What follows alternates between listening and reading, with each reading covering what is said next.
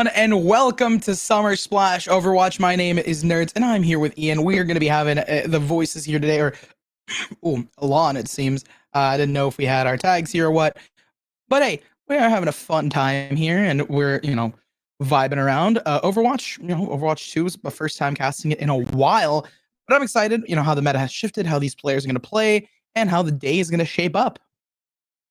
Oh, absolutely. I think we're gonna have an excellent time casting for these teams. There's a lot of brain rot names, which is gonna be a little bit like tough to keep up with and try not Uh, to laugh, but it's gonna be absolutely fun. A lot of different ranks, a lot of different ranges of ranks. We have people playing from OWCS that are thankfully not playing right now, and then people coming in from Golds. It's gonna be an excellent just range to see how they play and organize memberships. Variety of teams. I like the names; they're really funny. Some of them are callbacks, some of them are here to stay.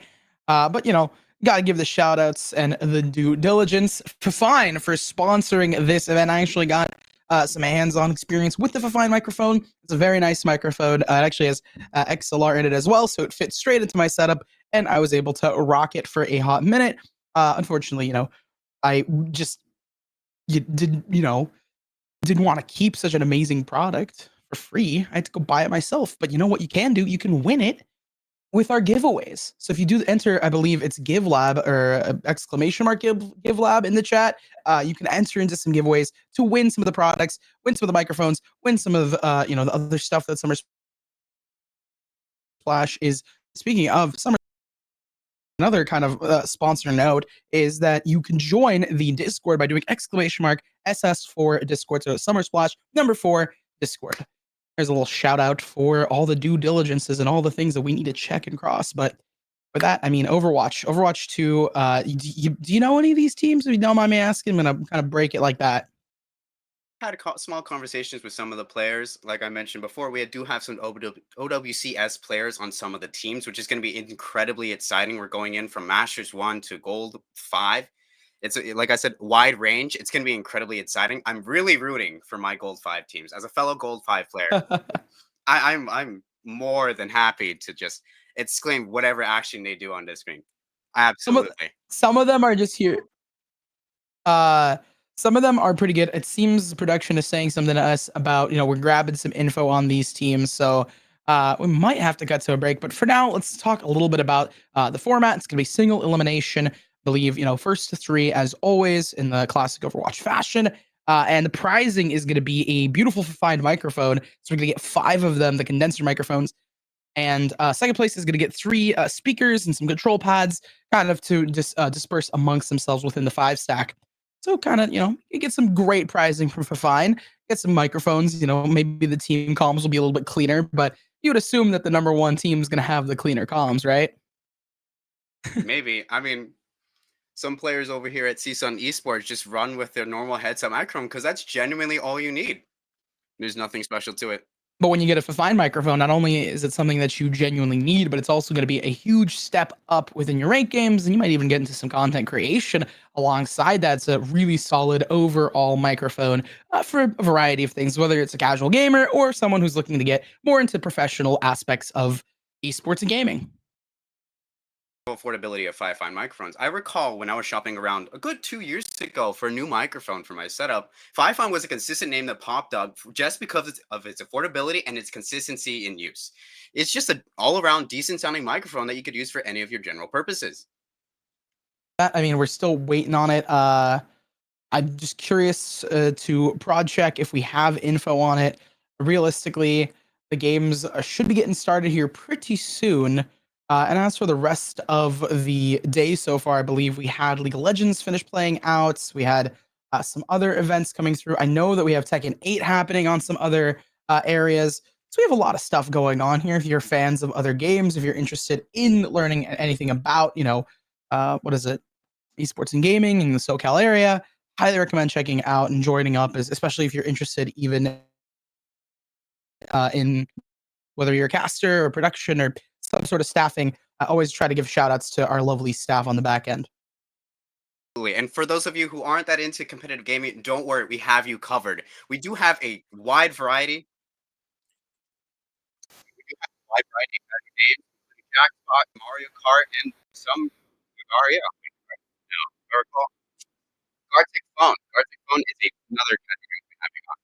But we'll soon be cutting off the break shortly. Thank you very much. Okay. Fun stuff. Fun stuff. It's absolutely.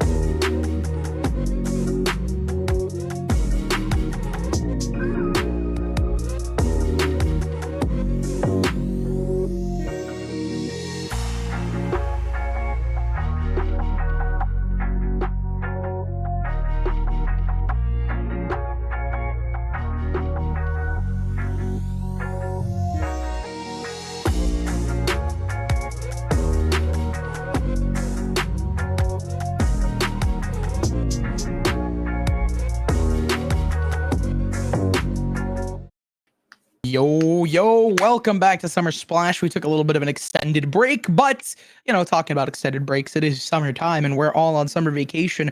It's not going to be a snooze fest, though. We're not going to be relaxing on pool floaties. We're going to be getting into some Overwatch actions. We finally got the first two teams on the board and the two casters for the day. If you're new and you're just joining us, my name is Ilan or Nerds, and I'm here with Ian, and we are going to be the voices of the broadcast, carrying you through the stories. Ian, can you give us a scoop on what's going to be happening today?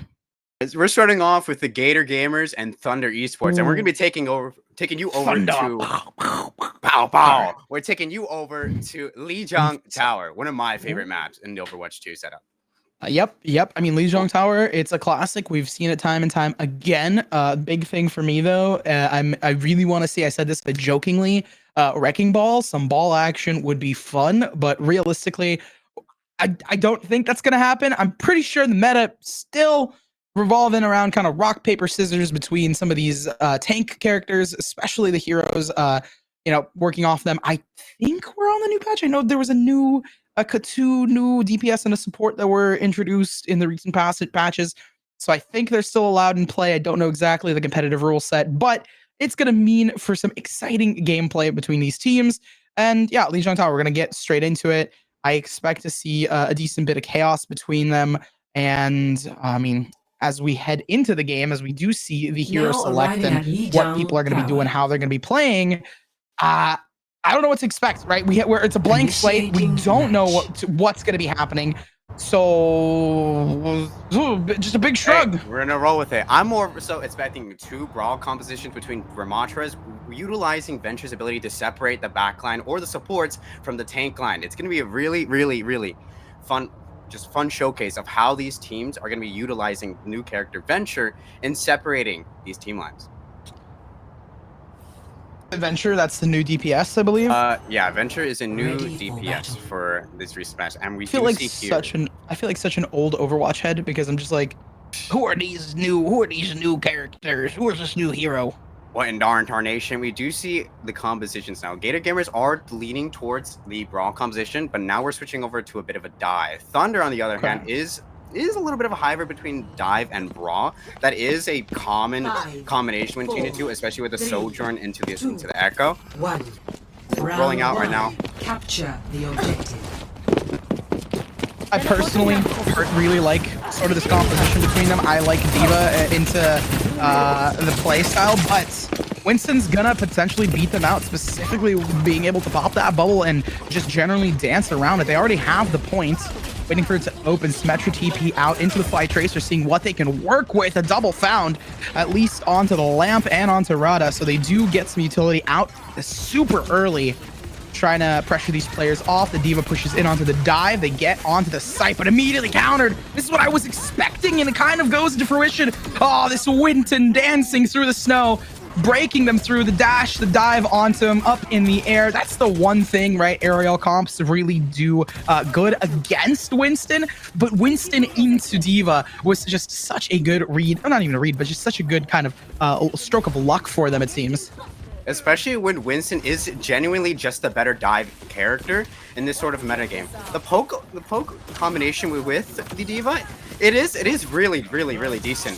However, when you're going between a dive composition to another dive combination, it's just really hard to go into. Another team fight is a brewing here, and this Tracer has been doing the damage they need. Aves finding the first onto the supported backline. They try to break into the Gator Gamers space. They need to if they want to get this control point.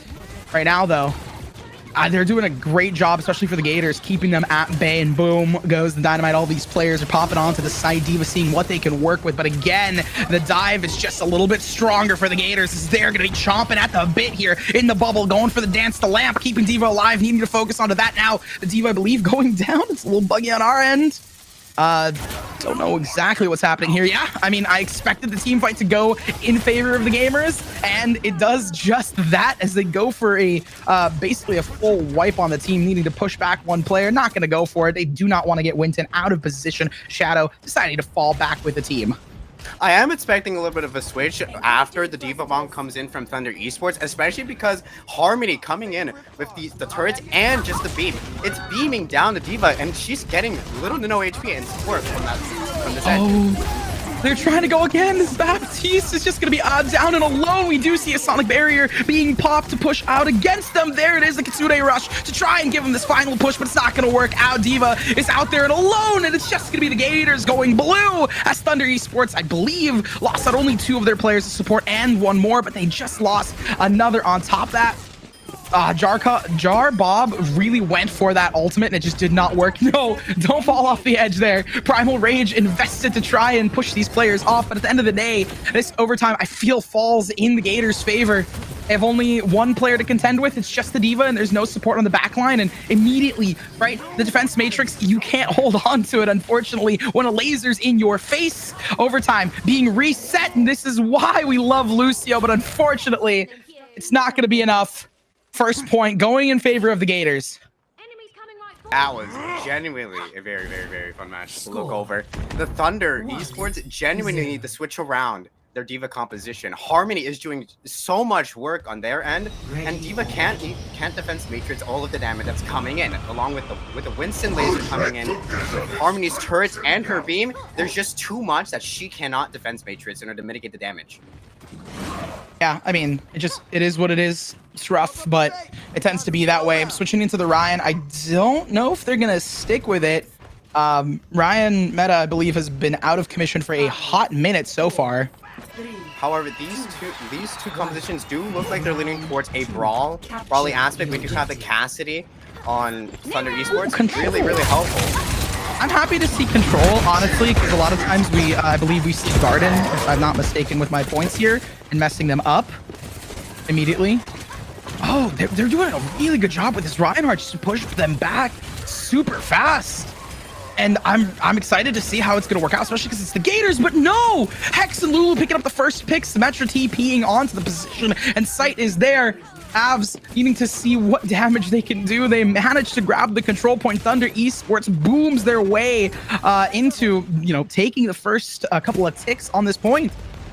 Thunder Esports, that was genuinely a really good take for the site. So much work has been putting out from the Cassidy, and especially with the Kiriko keeping up all of the teammates, especially with the Reinhardt swinging back and forth. Harmony not doing as much as I wanted. We are going to see a little bit of a switch into the Mei from Andrix, which should help in this kind of scenario with the Junker Queen. On immediately, the fight on point's gonna work out yet again. Lucio bouncing around Maywall to discombobulate them, to separate them out as much as possible. Lulu picking up the first onto Orc, and they got this point. It's a clean break at 30, just about in terms of the positioning. Hex with a triple kill onto these players. Never back down. Like the supports, you can never discount them. Hex single-handedly getting a 3K for Thunder Esports to keep them alive. It looked like the Gators were able to bounce back, but it just didn't work. I think that was a 4K for Hex. Put a bunch of work coming in from Hex. Be coming in incredibly fast. We do have a pulse bomb and the data online comparative to Gator Gamers not having much themselves.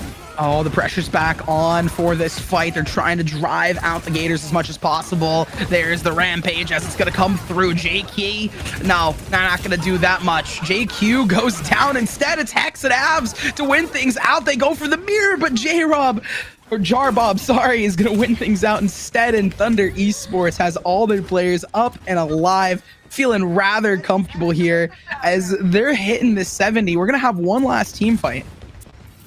We are going to have one last team fight, but especially look at the ult economy over here at Thunder Esports. It's going to be a really hard tank. We do have Symmetra's wall on. This going to be provide a little bit of extra support coming in, especially with the Junker Queen. But the Mei wall is going to prevent them. They need to invest a lot of resources into it. We do see the overheal coming out from Lucio, but it's going to be burned out quite early. Hex finds one. Lulu on another. Thunder's got it, but there's that Deadeye. Oh, the ultimate coming out. It's gonna find one. Lulu gets another. Jara Bob is there yet again. Thunder Esports managing to maintain the pressure. The break hasn't been found, and they can keep all of their ultimates to just destroy and dominate them on this final team fight. Holy. We're going to Night Market. We're going to Night Market. I'm a big fan of Night Market.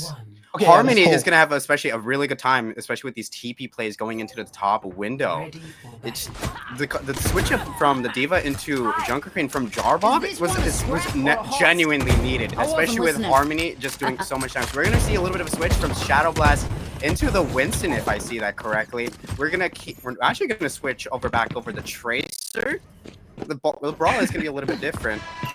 I like the, I mean, Tracer's fun. Tracer's nice. I like the switch back to the Winton, mainly because Monkey funny, and also Winton's not that bad on this site.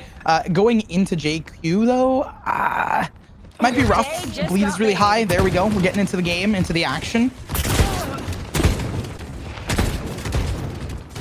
Major coming in from left lane.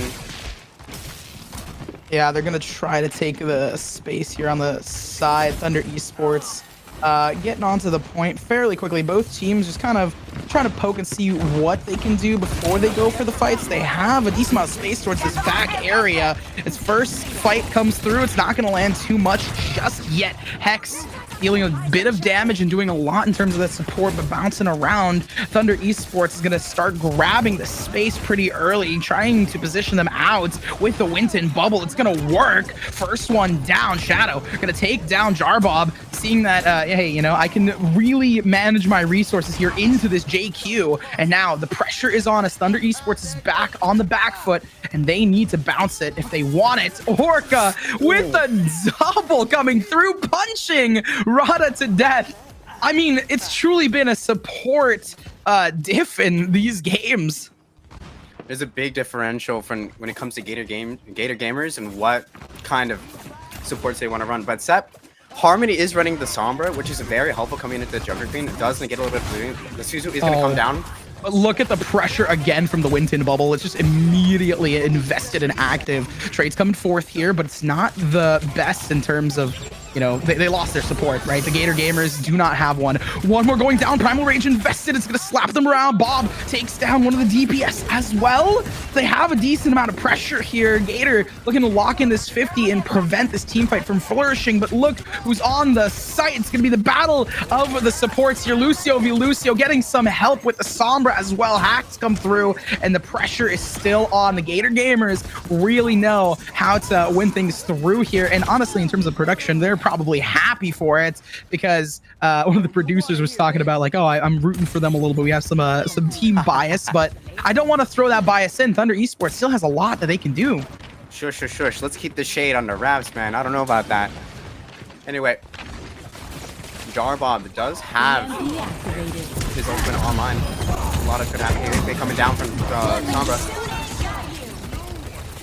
There's a Kitsune rush. They push together. The pressure is on. Most things are falling apart here. There we go. We see Shadow bursting onto the scene. The Suzu to kind of prevent them from the brink of death. Shadow, not in the nick of time, gonna go down. Takes down one with them. Aves and Lulu picking up pieces. But even though they have one of their tanks down, they still have so much pressure on the board in terms of Sombra. Overtime comes through. No one is on the point from Thunder Esports to prevent it. No, they are. It's kind of bugging out. I'm sorry. It's alright, man. The overtime touch does come through. However, it's gonna switch over to Thunder Esports. We're gonna go in for a little bit of a reset, which is pretty good. I'm pretty happy. Very winnable for them. Incredibly winnable, as long as they keep the point. It's a little bit of a tough battle, mainly because the Junker Queen isn't doing as much as I wanted into this Winston dive composition. Deadeye is gonna come out. Oh man, and it's immediately gonna push away the Gator gamers, ensuring that no real, you know, pressure will be just pushed onto them. I'm kind of lost here though as to what's the score is. I believe it's 27 on the board, if I'm not mistaken. Immediately the push coming out with the overheal as well. Winton trying to create the space, dancing on the bubbles, pushing out over towards the backline. There it is. Rampage, Primal Rage active. We're gonna see two tanks going for a Q battle, it seems, but no, they don't even need it. The double down for the gamers, and it's just, again, the supports who are finding all of these picks. Supports and DPS really carrying kind of the combination between them. Need to get Kiri out of the points. So all they're gonna do is smack them up Shadow to disrupt and discombobulate these final players on the site and just make sure that they can get this overtime. Shadow Blast is gonna pick up the Redia as the point comes through. 2-1. Gator gamers are gonna take Lijiang Tower for the first game of Summer Splash. I mean, hey, first game of Summer Splash Overwatch. It makes sense. It works for them. I was saying this. It seems like a support diff. Orca getting the play of the game here. I'm assuming, yeah, it's this beautiful 3K that they got by knocking two players off, and then immediately they punch Rada. Poor Radia. Radia. Oh no. Oh, that makes sense. I'm gonna be heading into hybrid. I mean, I don't know exactly what to expect out of them, but seeing the play style, I wouldn't be surprised if we just see something pretty chill. Midtown, Hollywood. Actually, Hollywood probably not. Sure. No, Route 26 is not hybrid if I recall. Yeah, hit Midtown would be pretty nice. I'm a big fan. But we'll see. There's a decent amount of stuff that can go into it. As we get the next game set up, victory going for the Gators. Good stuff onto them. Gator Realistically, gamers. I mean, we have some. Okay, we're gonna are back. We'll kind of be seeing what hybrid we're gonna run and who's gonna win out on that map. We'll see you guys then. Cheers.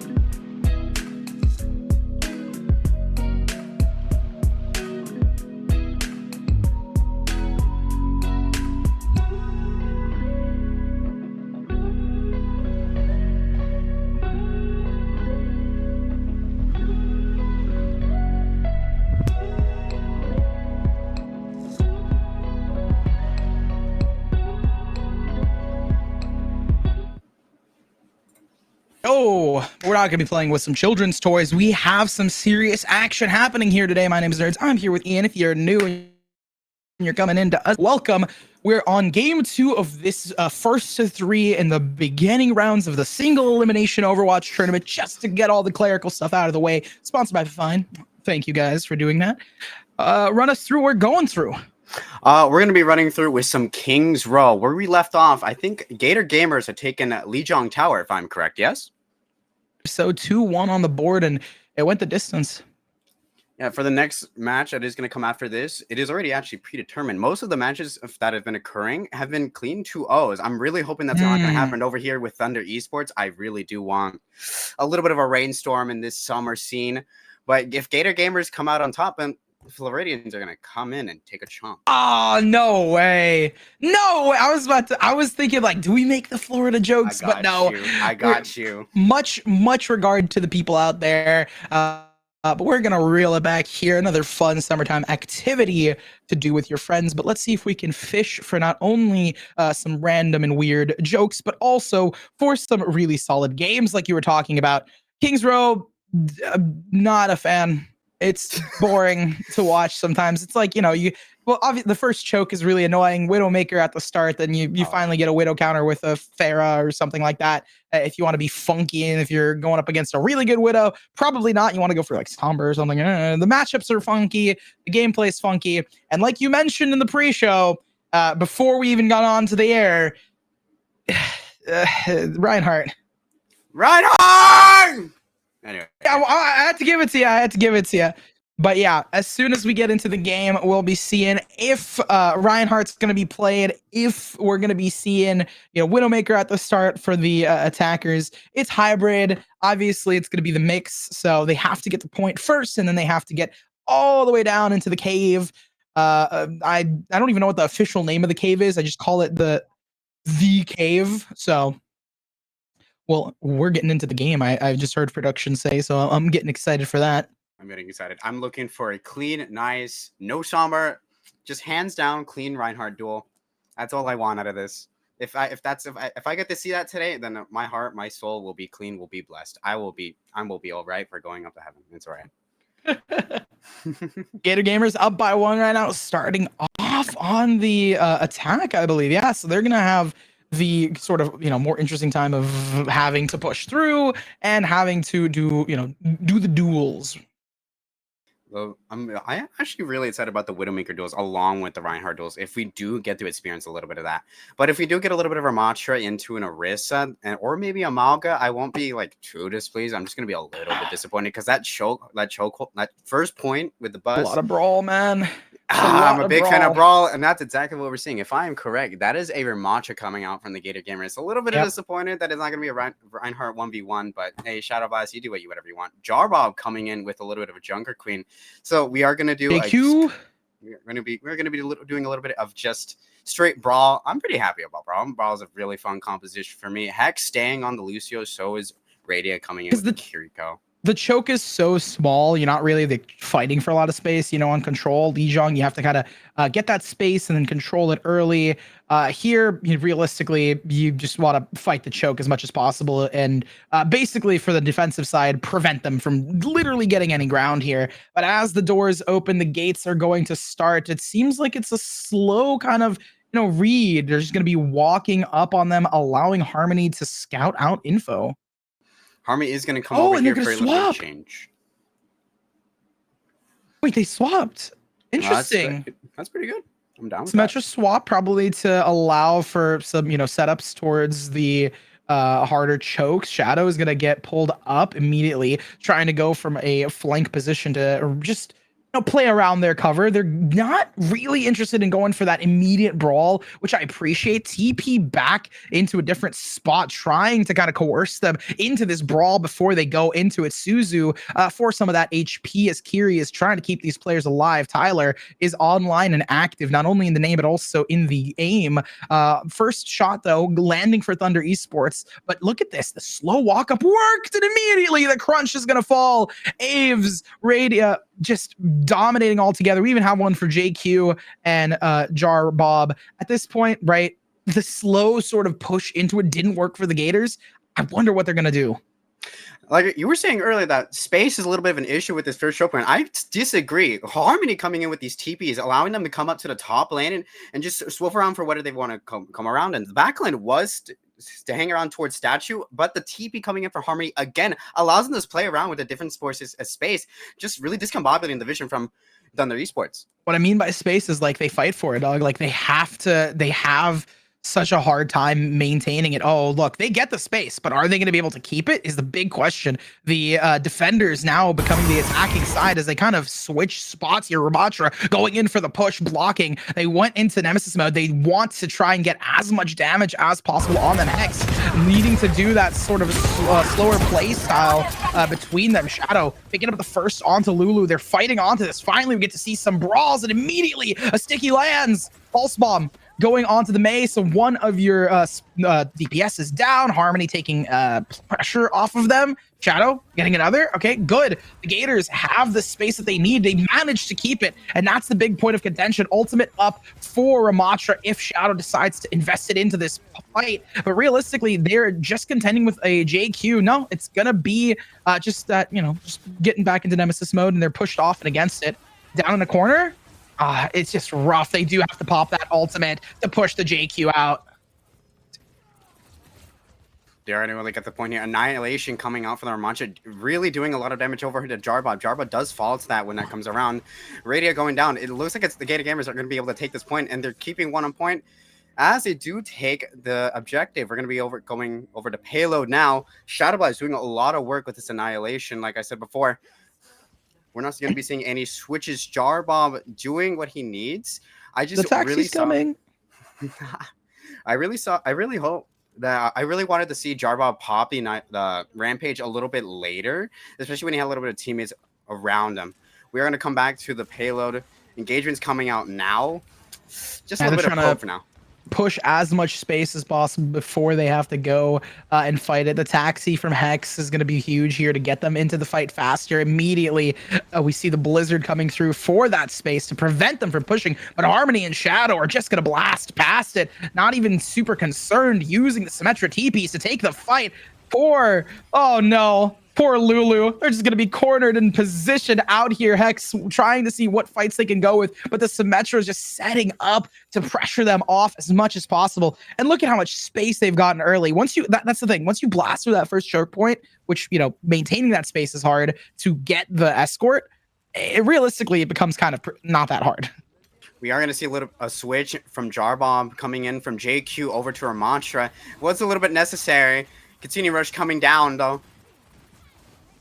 Yeah, all things considered, they go for the mirror matchup. Aves, there is a mirror in terms of ults coming out here as well, but Shadow proving to be the better tank here as it comes through. First one, Harmony with the double down, gets it. It seems basically a full team wipe, and confidence is high here going in for the Gators. Gator Gamers having a pretty smooth first few minutes. We weren't able to see the Harmony's TPs are just helping them so much, especially when for that first few choke, you were saying fighting for that space. It just helps when they don't have to fight for that spawn or be spawn camped or fight for that space and spawn. They could just go for top lane and come out of it. Oh, and the Ramatras are starting to fight off against each other. Walls up, and so are the gravitational pulls as they try to pull these players out of position. Lulu finding the first. There we go. We see the Ramatra brawl battle. I love seeing when Ramatras fight off against each other. It's just all the chaos of the team fight. And look who's winning. Orc, Harmony, Shadow on the board. And at this point, the Gators, they really know how to take this fight. Last player standing, not for long, as the payload is approaching its final push. We have one more team fight. All high noon active. Players pushing up. There we go. The block coming out. Jarbob is low. Tyler's going to go down. There's no more supports on the back line. Jarbob goes as well. And at this point, it's looking like the Gators don't even need the support. They are the pillars for themselves. They're just rocking through here. And it seems like such a breeze. 2 minutes 11. 2:11. Wow. That was quite smooth. That's a genuinely shocking. Thunder Esports having a little bit of trouble fending against the Gator Gamers. I'm really hopeful for them coming into their side of attack. they are going to have to fight a little bit hard. If it does come down to overtime, it is what it is. Oh, man. Gator Gamers and Harmony.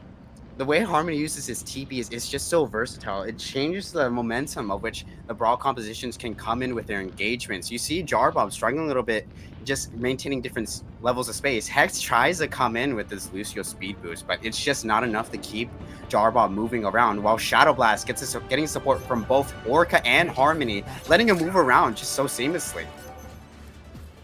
Yeah, and we do see Jarbob going for a slightly different pick again with the Sigma.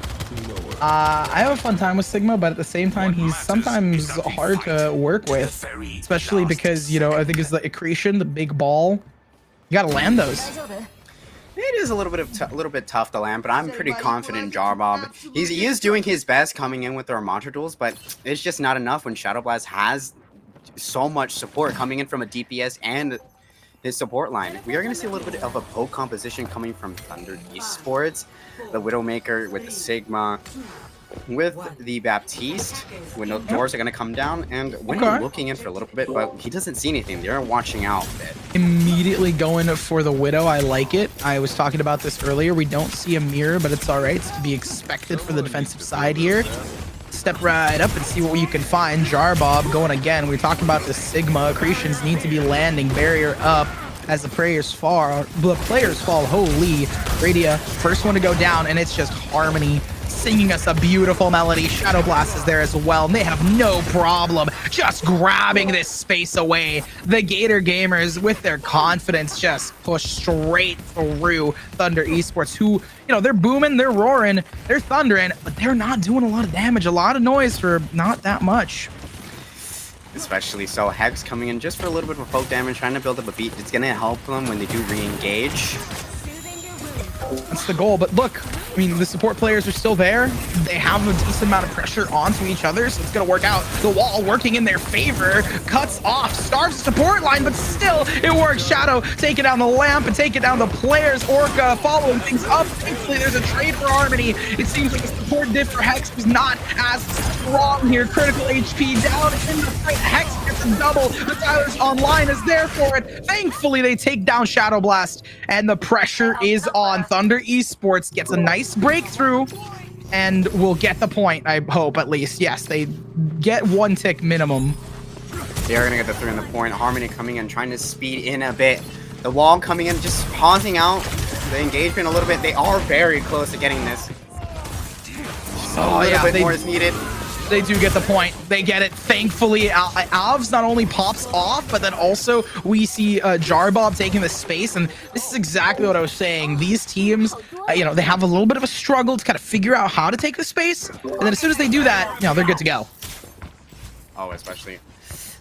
That was generally just a really good take in from Jarbob and Thunder Esports. They were able to maintain a little bit of space on the right side of Statue. Harmony wasn't able to counteract that. You have to move the turrets around for that. But as long as they hear them, they're pretty chill with it.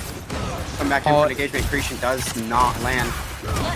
See, that the accretion doesn't land. The words I hate to hear. The team fight comes through on the Blizzard. It's going to push players away.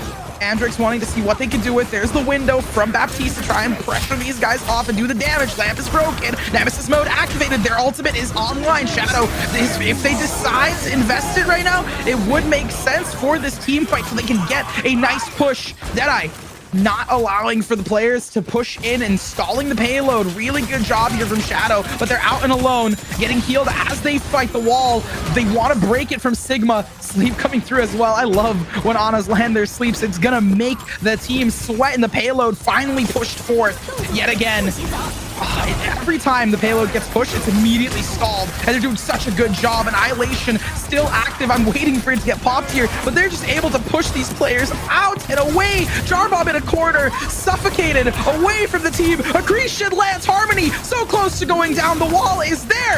Orca, Harmony, and Andrix on the limbs of their life, managing to fight back. Lulu gets another, and at this point, I think May is not long for this world. No, Lulu grabbing one before they go down.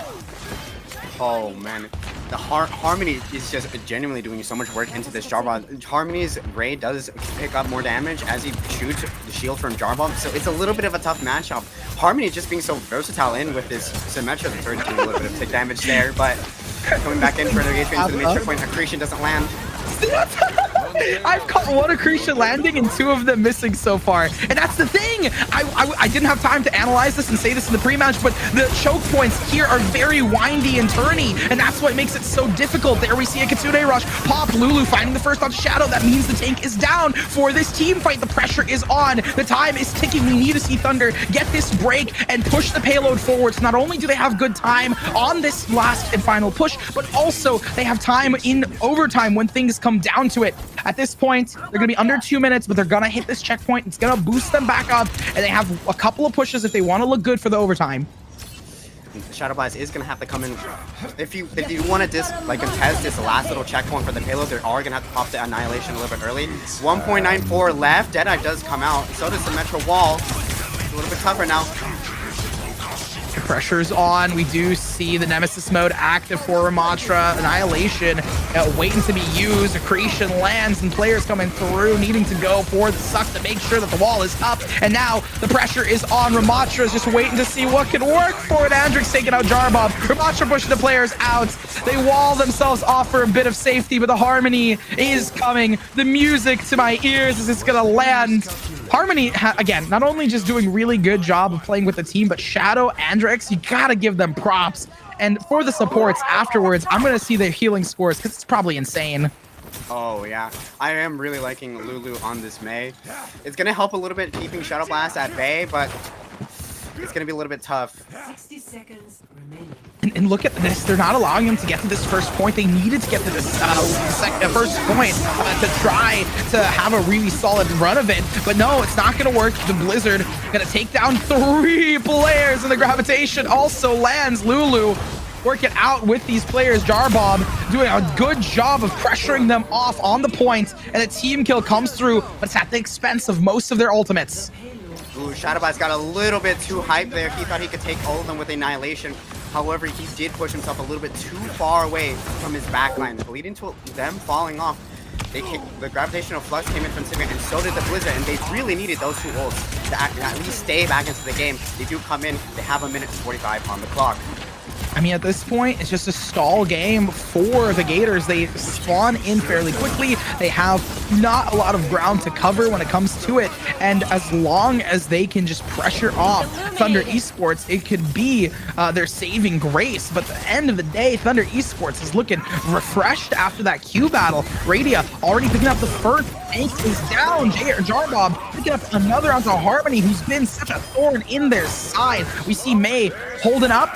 But yeah, they're waiting immediately for it, and Andrix, not catching the whiff of the player from behind them, goes down fairly quickly. Oh man, so many pits coming in. It's a little bit staggering. We're going to see a little bit of a switch. Shadow Blast going into the Reinhardt, a little bit better for the close range battle coming in with Sigma. Oh, they're gonna try and push them off. I don't know how well this is gonna work. Accretion lands. Jarbob goes down. Harmony finally coming back online. Orca takes another. Oh, this looks like a team wipe through and through. They're hunting this last player down.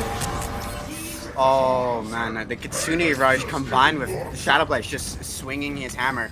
It was just enough to just decimate the entirety of Thunder Esports. 30 seconds left. I got the last team fight if they want any sort of chance. Oh, they're pushing in. All together, the pressure is on. There's that Deadeye to try and zone them out as much as possible, gives them info. But look, the Ryan shield has been pushing them through. Speaking of shields, we see the Spectral Wall coming out. Gravitational Flux to fly them back up and into the air. Being saved though.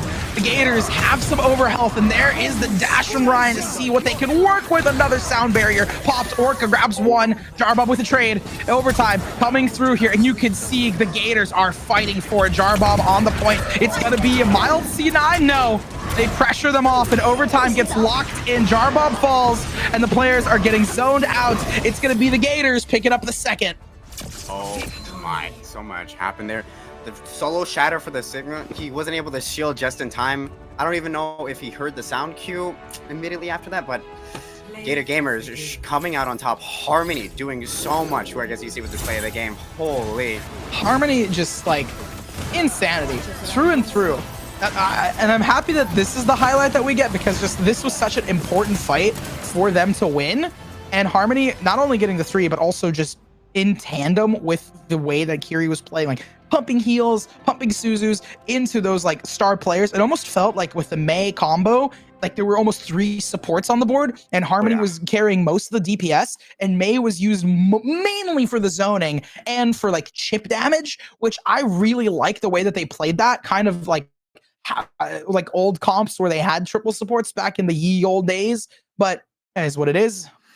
I think the user DPS line is almost as if just a measure or just a small control of the speed and tempos of the team fights they took. Harmony, especially with this wall and his TPs, moving around different players and keeping them safe from damage. And then Mei just helping with a little bit of a brawl composition when it was a brawl v brawl. When it turned into a Sigma poke, it was a little bit better, mainly because Sigma can't handle that mule pressure, especially when Shadow Blast comes in, gets an extra 300 HP from transforming. It just wasn't enough, especially if you can't land those creations, or you just use the cooldowns at the wrong times. It becomes rough. It genuinely becomes rough. And it's one of the situations where I was like, the reason I remember you saying that, like, Sigma's not bad, like you can hit the creations. I'm like, yeah, but then also the map of King's Row is really annoying to hit them on. If it was something a bit more open, then maybe, but even then, like most of the maps are like, especially for hybrid, are really rough. So that's where, like, that was where my head is at. But I don't think Sigma was a bad choice. They did a really good job playing it, and it's going to be 2-0 on the board. I believe it was 1-3, but I might have been wrong on that, because I remember you saying 2-0, so I think we're over, but we'll get some confirmation on that after the break. We'll either be back with the Gators and Thunder, or we'll be showing you guys a new team and a new squadron on the deck. So we'll see you guys then. Cheers. Oh, you do? Wait. Never mind. I do believe you're going to go switch over to a new matchup. I will say that 2-0 from Gator Gamers was pretty smooth, but it's not as smooth as this segue to our sponsor, Fifine. Thank you to Fifine for sponsoring this Summer Splash 2024 Overwatch 2 tournament. As for the pricing for all the teammates go, we're going to get 5 AM6 microphones coming out to distribute for the players that do win this tournament. Tune in tomorrow to see the finals for that. And second place is going to get some game speakers and some control pads that go along for their setups. That's a pretty sick prize pool, if I'm to say so myself. And if you want to learn more about Fifine and their products and how affordable they are, just go !5.Fifine into the chat down below. And without further ado, thank you for tuning in. We'll be right back.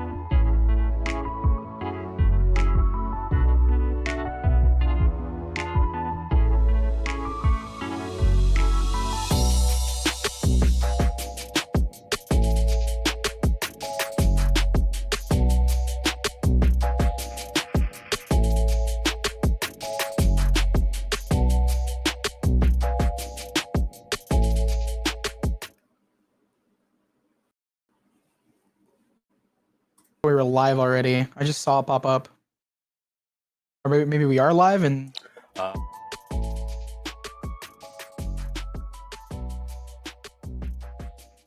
heard nothing for production. We just go live. Oh, okay, my bad, gang. Oh, hi, welcome back. Oh boy, welcome back, Summer / viewers, to Overwatch 2's tournament, sponsored by Fifine.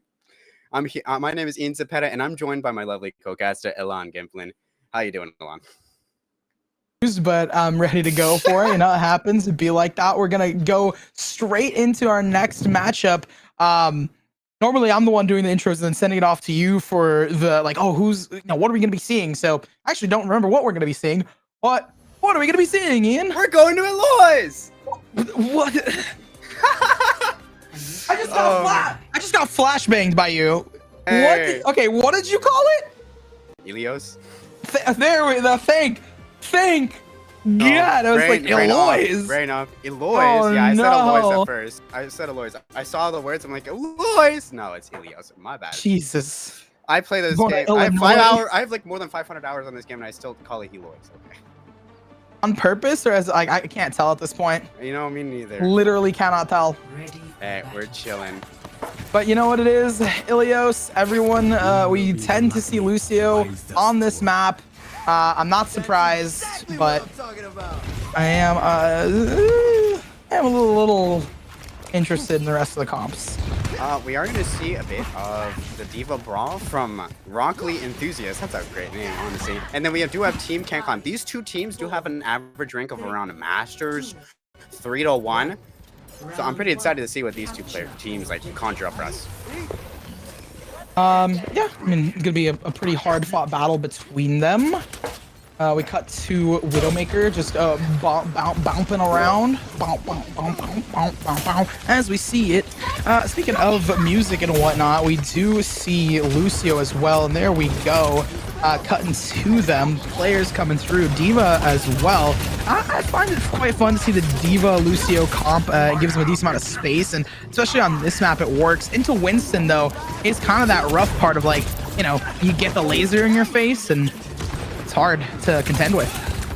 I do like both compositions here that we have from both teams. Rockley Enthusiast coming in with the Diva, really going to help against the Widowmaker. However, it's a little bit rough into the matchup with Winston. Like I said earlier, Winston is just generally regarded as the better dive character or Brawl.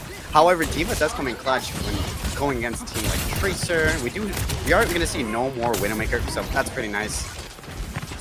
I mean, having no Widowmaker is going to be probably the biggest point of contention for them. There we go. We get to see the game a bit here. TCC pushing in to see what they can be. They can't climb, but at least they can rock it until they pop it. They're trying to get the space back, but it looks like Rock Lee is just going to be strong, taking the training weights off in some capacity, as it seems the tap on to C has worked out for Can't Climb. They're starting to see some red, but unfortunately the site contested team fight coming through up top towards Evan position, seeing what they can work with. A dive in, it doesn't work. They go for it. The bomb comes through, but it's not going to do too much. Soryu going to go down instead, and it's going to be a not so clean fight here. The fight continuing, and it seems like even though Can't Climb is unable to do that one action, they can at least bring themselves back onto the site. Oh yeah, especially a little bit of a iffy play from Rockley Enthusiast. I'm pretty sure it looks like Soryu bombed, not the reset, but instead switch over to the Winston. So we're gonna have a Winston v Winston composition here. Just a little bit minor variances with a flex DPS, but it looks like we're gonna be pretty chill. Hidden gonna be having a rough time, especially on the Genji with the Winston. But I think, as most guys Genji players are, they do tend to play pretty well around the Winston. Yeah, and there we go. We see the bubble going down. It's just going to be danced around this Winston switch.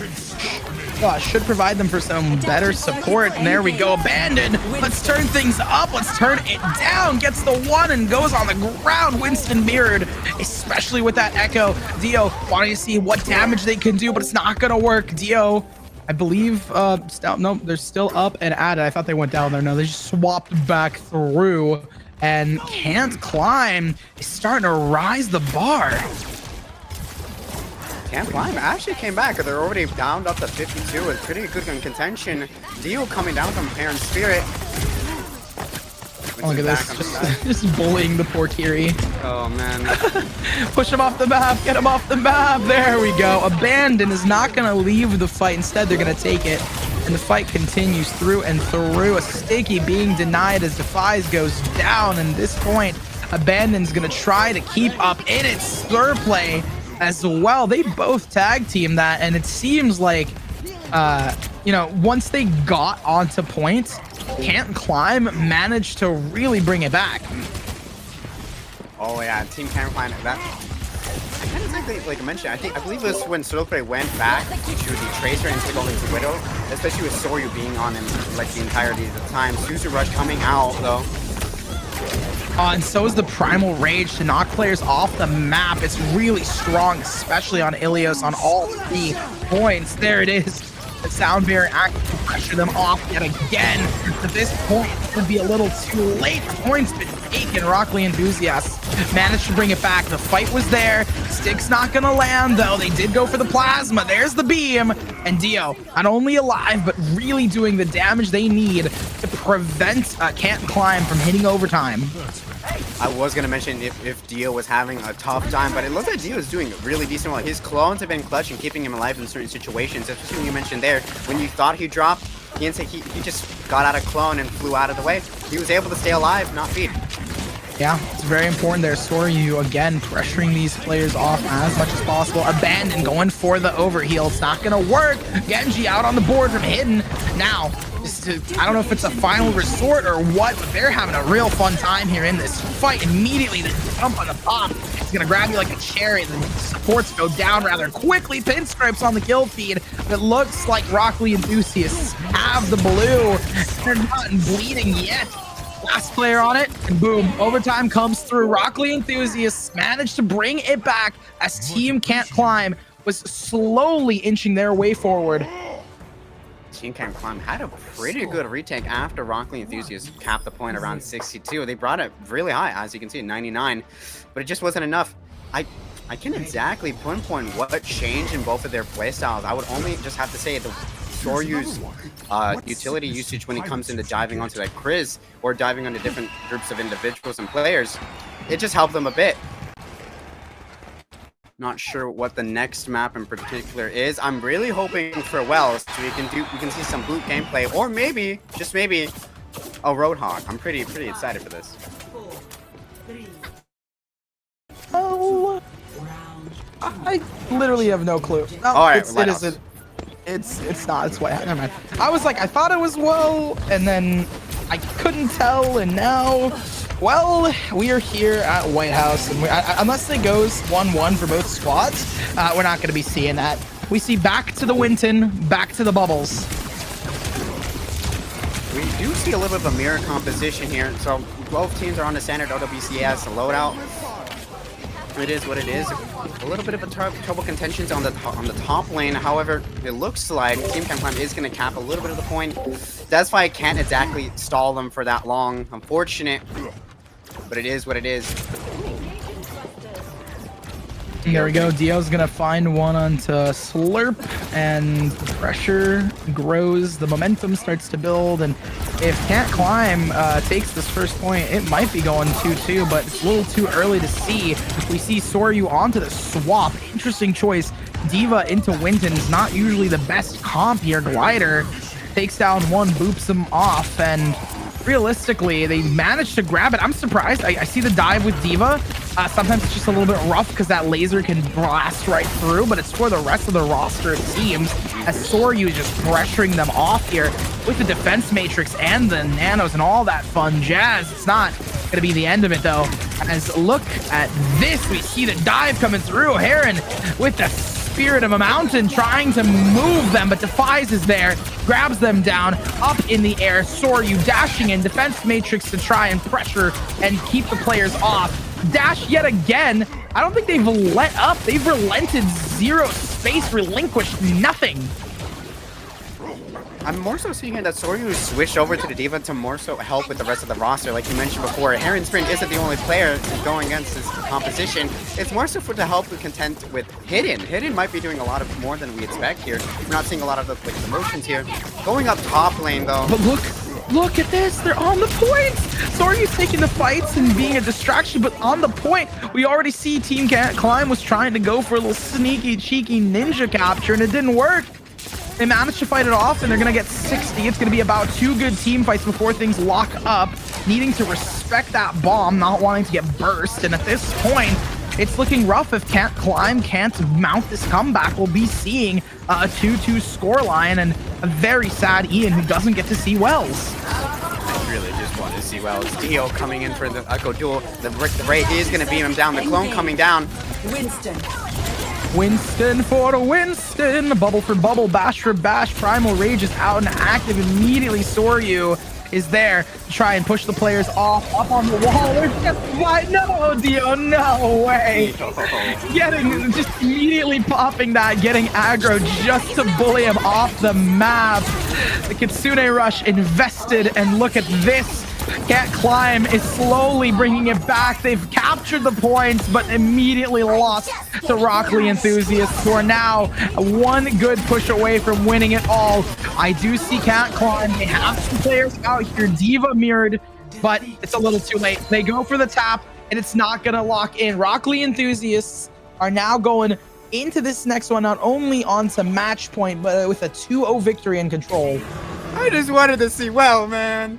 Oh man, but an incredible play by Soryu here. Getting the landing onto the Kriz, taking him out below HP, coming down and taking out the rest of the supports. Hidden and Slurp Ray going down that really quick.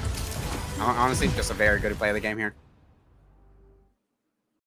Yeah, I mean, it's a bit unfortunate. We're going to be going into game number 2. It is a BO3, more or less, or first to 2, more specifically, in case of any draws. But I do see, just one team, Rock Lee Enthusiasts, really feeling comfortable and confident with their composition. Now, Hybrid's a little bit different. It's the mix comp. So, definitely going to get to that point. But we did see Midtown. I mean, sorry, not Midtown.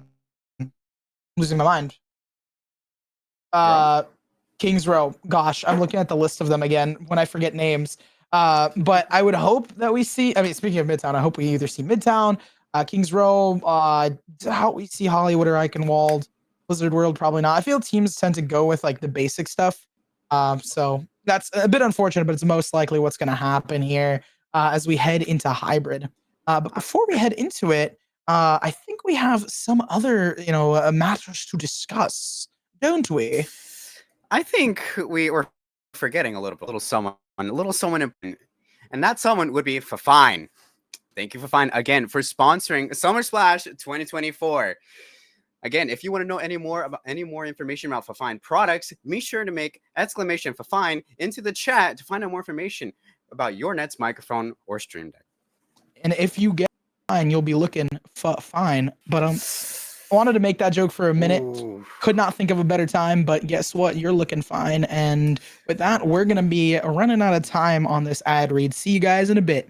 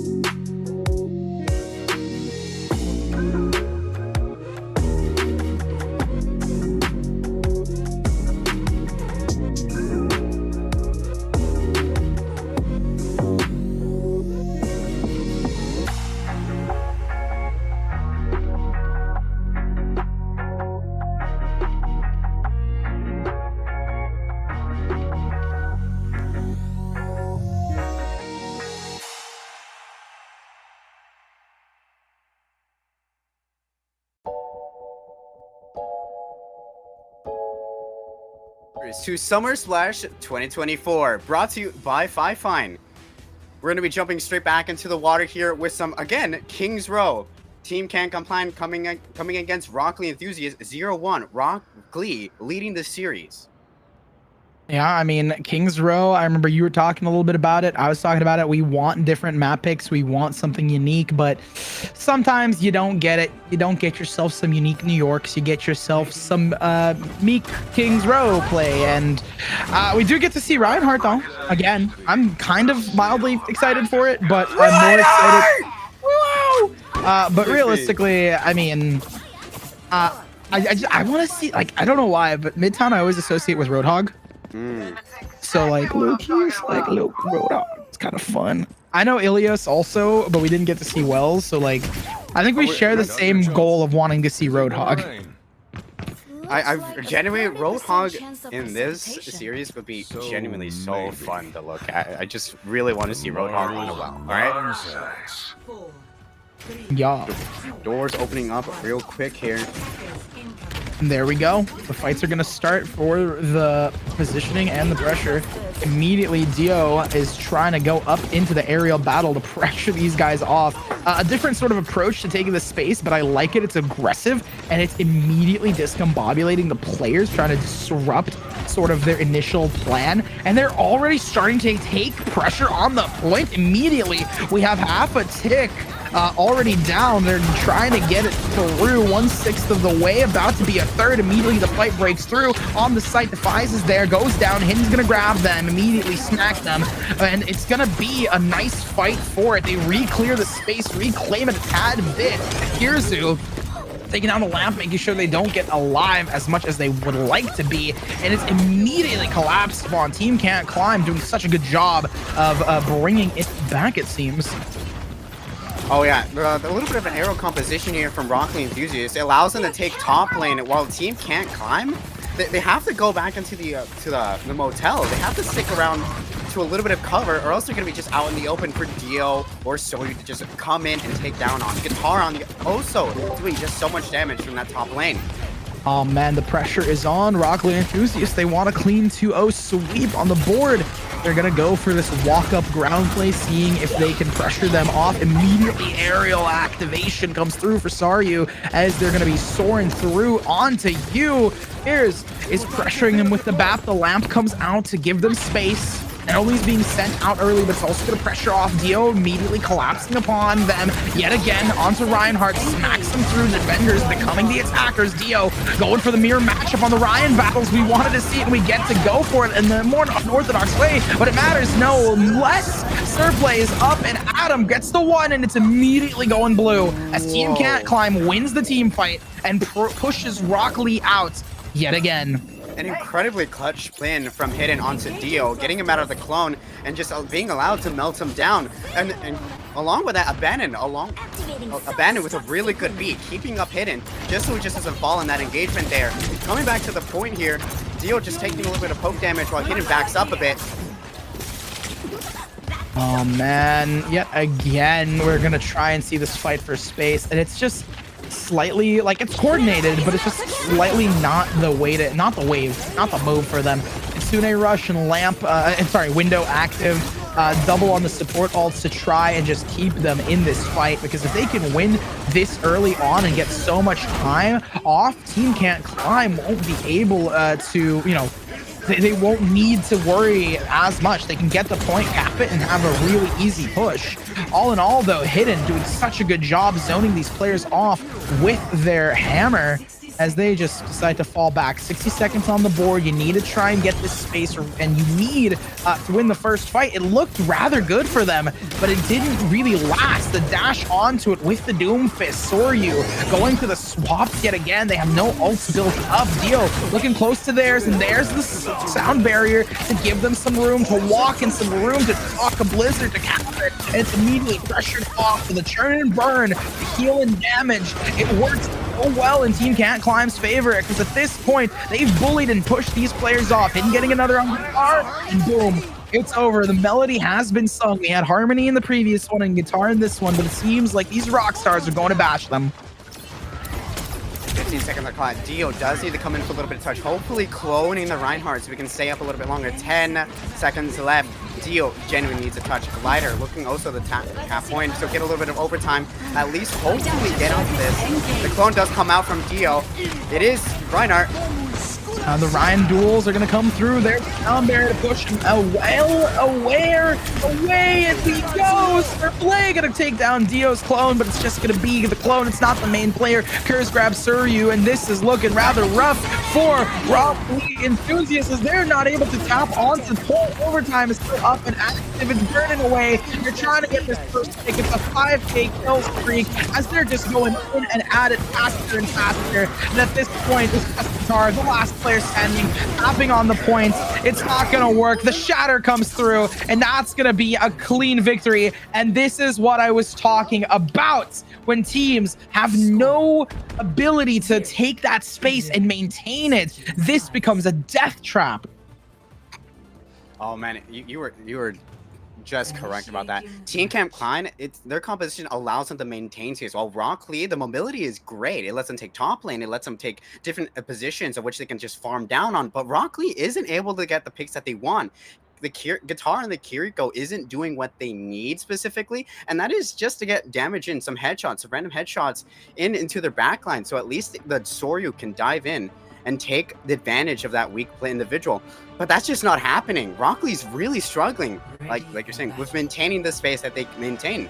Top lane is free, but what's the point if you can't get onto the point? Exactly. And that's the big thing. We saw it previously, right, where they did manage to grab that space and maintain it. And we did see really similar stuff.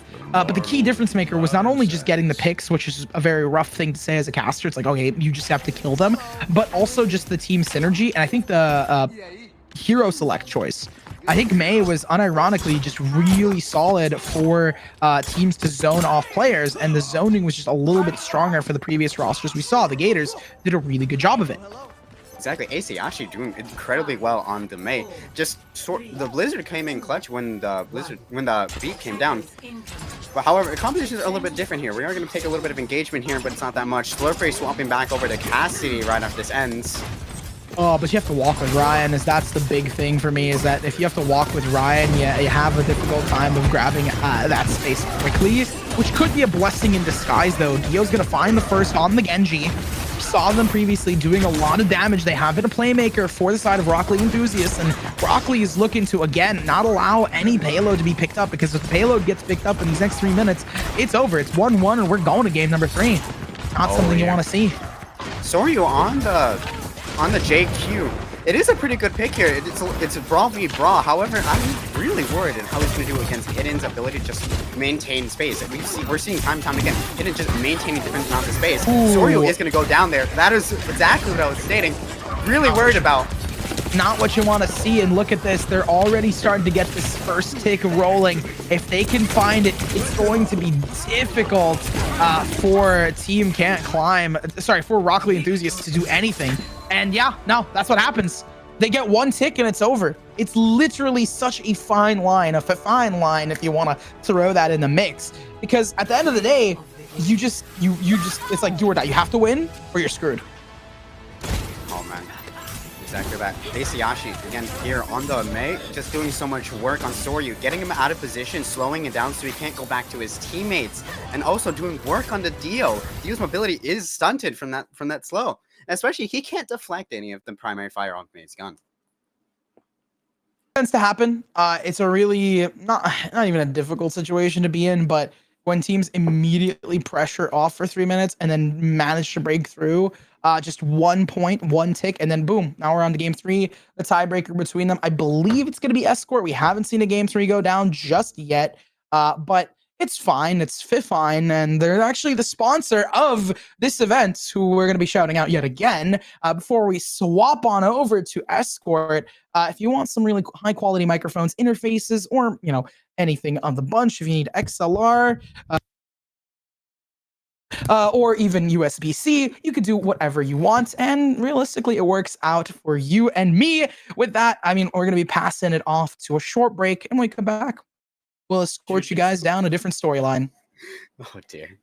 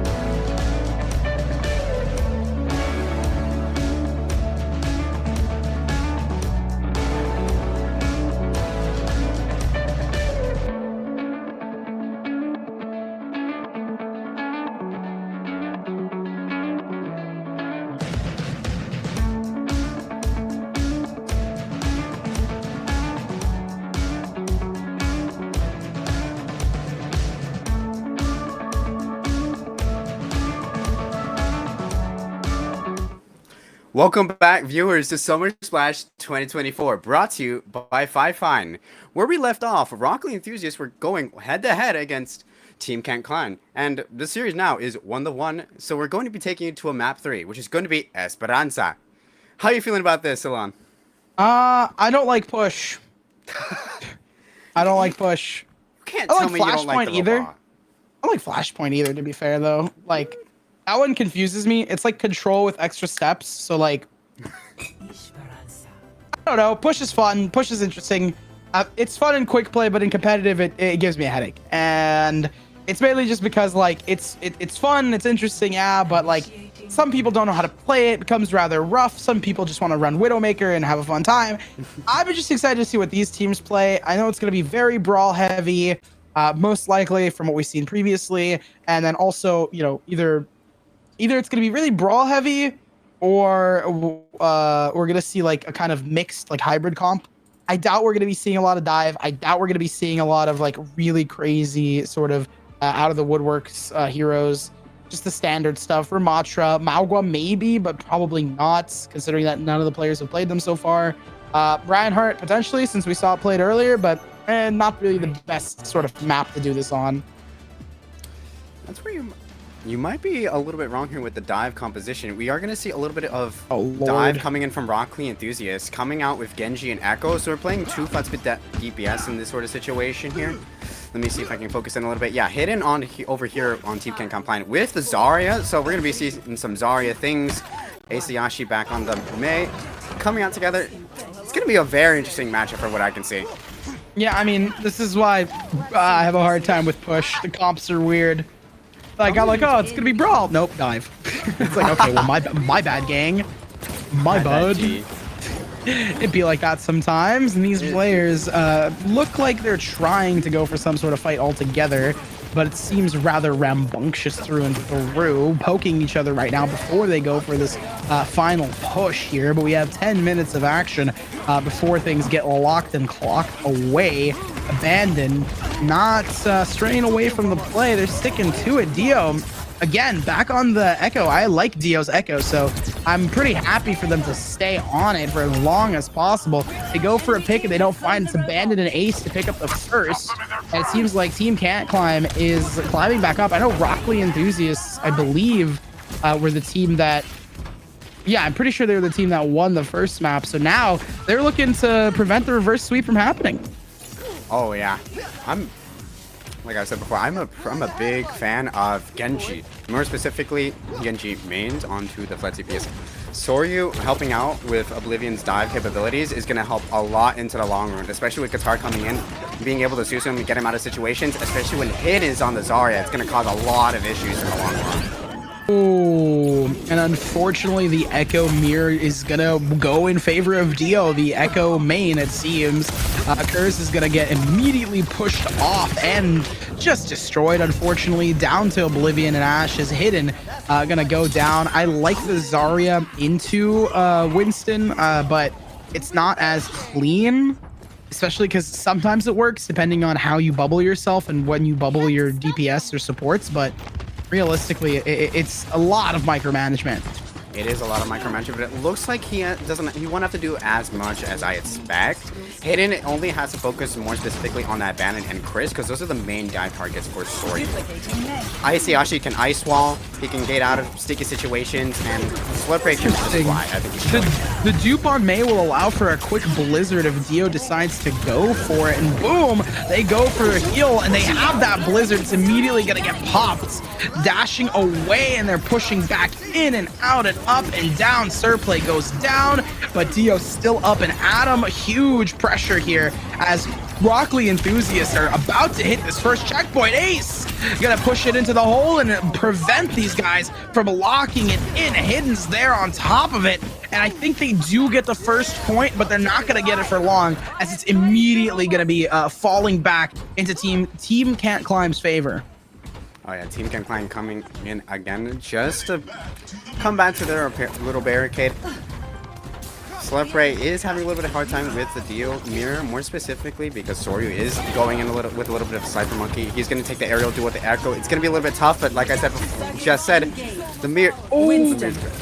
Serplay going for the double tank play to try and go for the GOATs gaming, but it's not gonna matter. At the end of the day, these guys are here to fight and play, and there we go. Serplay gets denied the Winton, but does a lot in terms of the spacing. Rock Lee enthusiasts come together, though, completely ignoring Serplay, and it works out so well for them as they've already gotten 4. Abandon's about to go down. They fall. 2 players are up. It's not a team wipe considering that they still have some players to fight, but at least there's not any on the point. They just respawn and they have to run back. Dio getting proactive. Oh yeah, Abandon popping the sound barrier there really helped out, but it turns out the tables are turning a little bit. Picking up the high ground over here, it's going to be a really good advantage positioning because Winston can decide who he wants to dive in. The engagement is going to come down over to Hidden. Hidden does have her grab up. It just really depends when they want to pop it. If they want to pop it to take care of Soryu's Primal Rage, but that's not going to come up for a little bit of a while. We just have to wait and see about that. There we go. The double coming out for Rock Lee enthusiasts. The triple instead. And it looks like Glider's going to try and go for the fighter, and it's just not going to matter. Abandon winning things out, and the micromanagement finally working out as they manage not only to get a nice wipe, but also they're probably going to get the first tick off of this.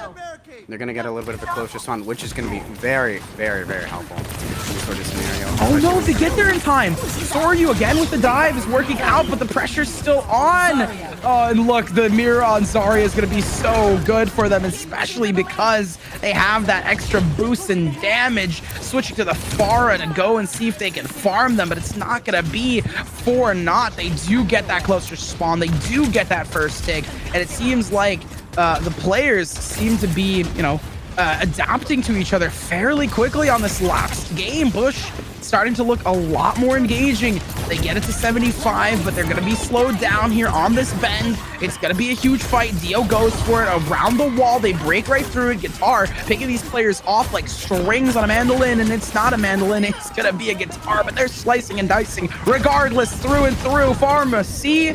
No.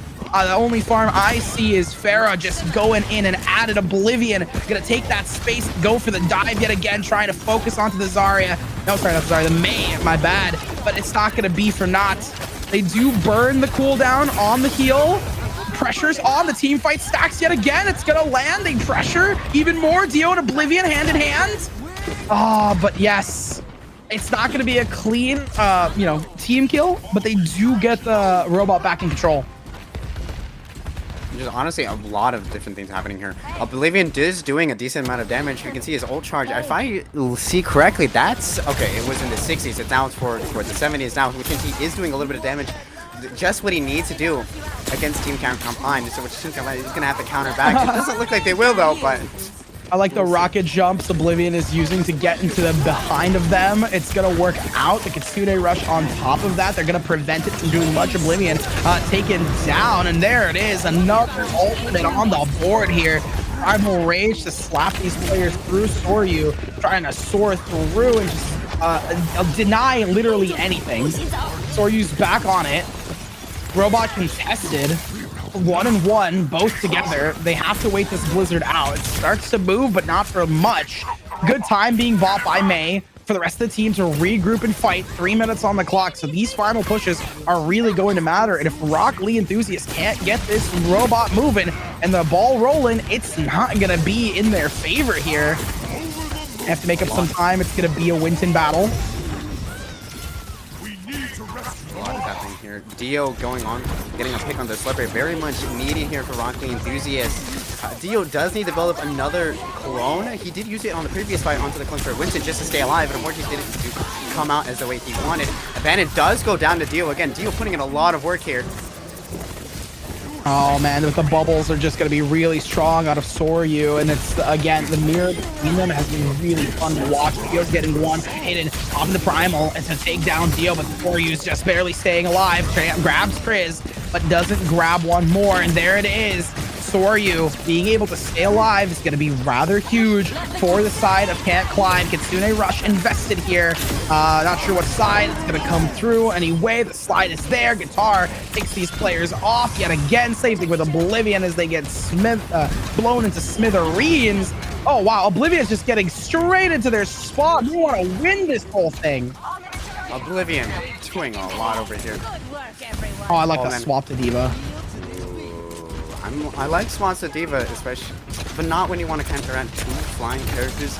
Dio and Oblivion, yeah, they're doing a lot, and there's not much hit scan on the side of Team Can Climb. It is a little bit difficult there, but we're just gonna have to see how Hidden adapts to trying to counteract the Dio and Oblivion. The rush. It goes out for Team Can't Climb, but it doesn't matter. Look who's in their backline. Soryu is going to be able to wrap around regardless, and they have the momentum here. The robot gets stalled. The clone gets copied. We do get to see a double Diva on the board here. Fights are there. The crunches are even more so. Blizzard invested to try and stop their stocks, but it's not going to matter. The economy's going down here, and it's not going to work out. It's stalled. 60 seconds on the clock. They need to get to 99 if they want to get some more time in this game. Hidden picks up Soryu, so that's going to be a really good sign of life coming out for Can't Climb. Soryu having to switch over to the Diva themselves. It was a bit of a tough matchup. I mean, we stated before that Diva into Winston isn't that good of a matchup, but when the composition and supporting agents around them are different, it just turns out much different than what you would expect. 30 seconds on the board, and look who's stealing it. Soryu dashed in, going to match the Diva with aggression. They just need to stall for about 20 seconds. It doesn't matter if they lose the fight. What matters is they have to stall that timer. Soryu's gonna get popped, and Soryu's gonna go down, but still, they have 10 seconds left. It's running through. They should have at least one more team fight, but look at the battles. Look at the heroes. Look at the ultimates words.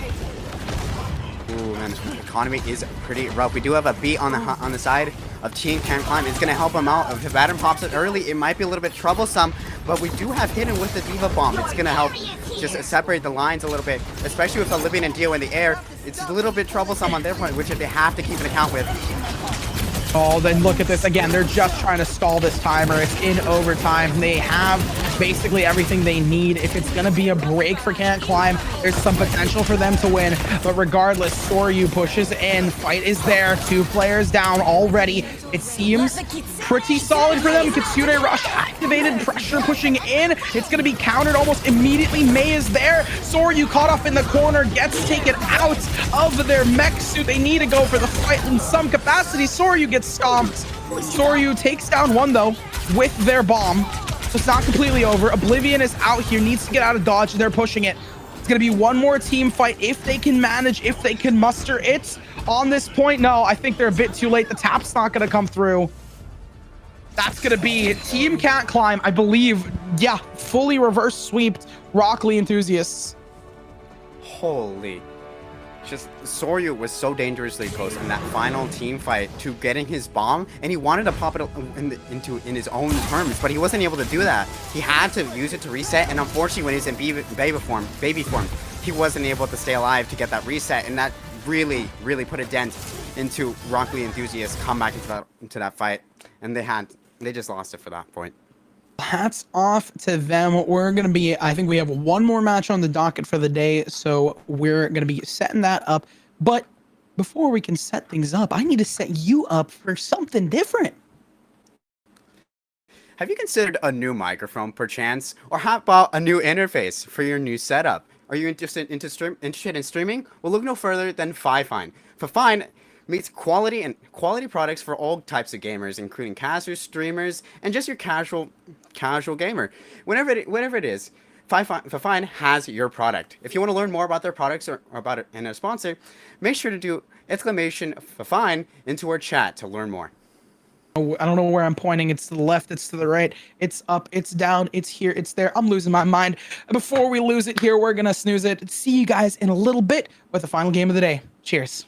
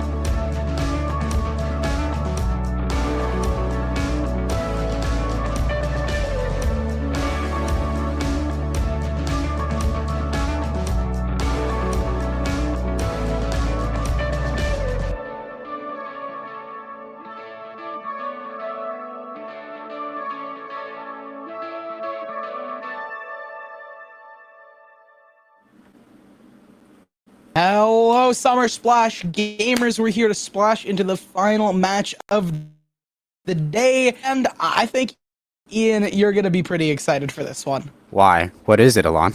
Tell me. Do you want me to break the news, or are you gonna be screaming it in like 2 seconds? We're going to Ilios! Ilios! Yeah, we get. Hopefully, we start off on well, because then you get your wish. And we get to you get my wish too. Like I do want to see Roadhog. It's very funny. Hook, smack, lamau, skill issue, drop down. But I was also gonna say you get 2 for 1. You get 2 whammies in one. Not only do we have 2 chances, potentially even 3 to see well, but also the team names are pretty goofy. They're pretty goofy. A lot of the teams that joined into this tournament picked some pretty goofy names.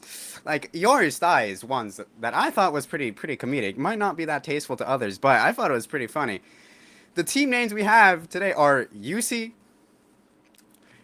Support Diff, and the Skibbity Sigmas. Definitely they're talking about Sigma, like from Overwatch, right? I'm not so sure about that. I'm not sure if you understand how Baby Grand Prix Double done. I'm not sure about that, man. You might not be. We're gonna have 2 goofy names: a support diff and a Sigma diff, I guess, in some capacity. And we're headed up to Ilios. As we get into this game, I'm expecting to see, if it's well, obviously Roadhog. But if not well, we're definitely seeing. Why is my brain not working right now? If it's well, then we're for sure going to see a little bit of brawl compositions for the main choke points and maybe some spawn controlling. Lucio, yeah. I was like, why am I trying to remember this name? Lucio, bro. How can you forget? Lucio, we're definitely gonna be seeing Lucio. It's not well. It's Lighthouse. It's good. It's good. I'll admit it's good, but it's not what I want, man. Hey, we have 1 more chance. It's a 50-50 to get it. You have to roll a dice. If it's gonna land on an even or odd number, it's pretty excited. We'll see. I don't have a dice on me, but what I have is something a bit more decisive. Well, comps are pretty standard. We generally see either brawl or dive. I mean, it just depends on what the teams want. Realistically, I'm expecting Winston. We already see them somewhat. We see a bit. It looks like we're going to be having a bit of Pharah with the Diva on UC Support Div. And then for Skibbity Sigmas, we're going to be running a pretty standard dive composition with Kiriko and Tracer at the forefront. It's going to be very interesting. Everything is going to get started pretty quickly. I want Skibbity Sigma to whip out the Sigma today. Otherwise, I will be very sad if they don't get it into the play.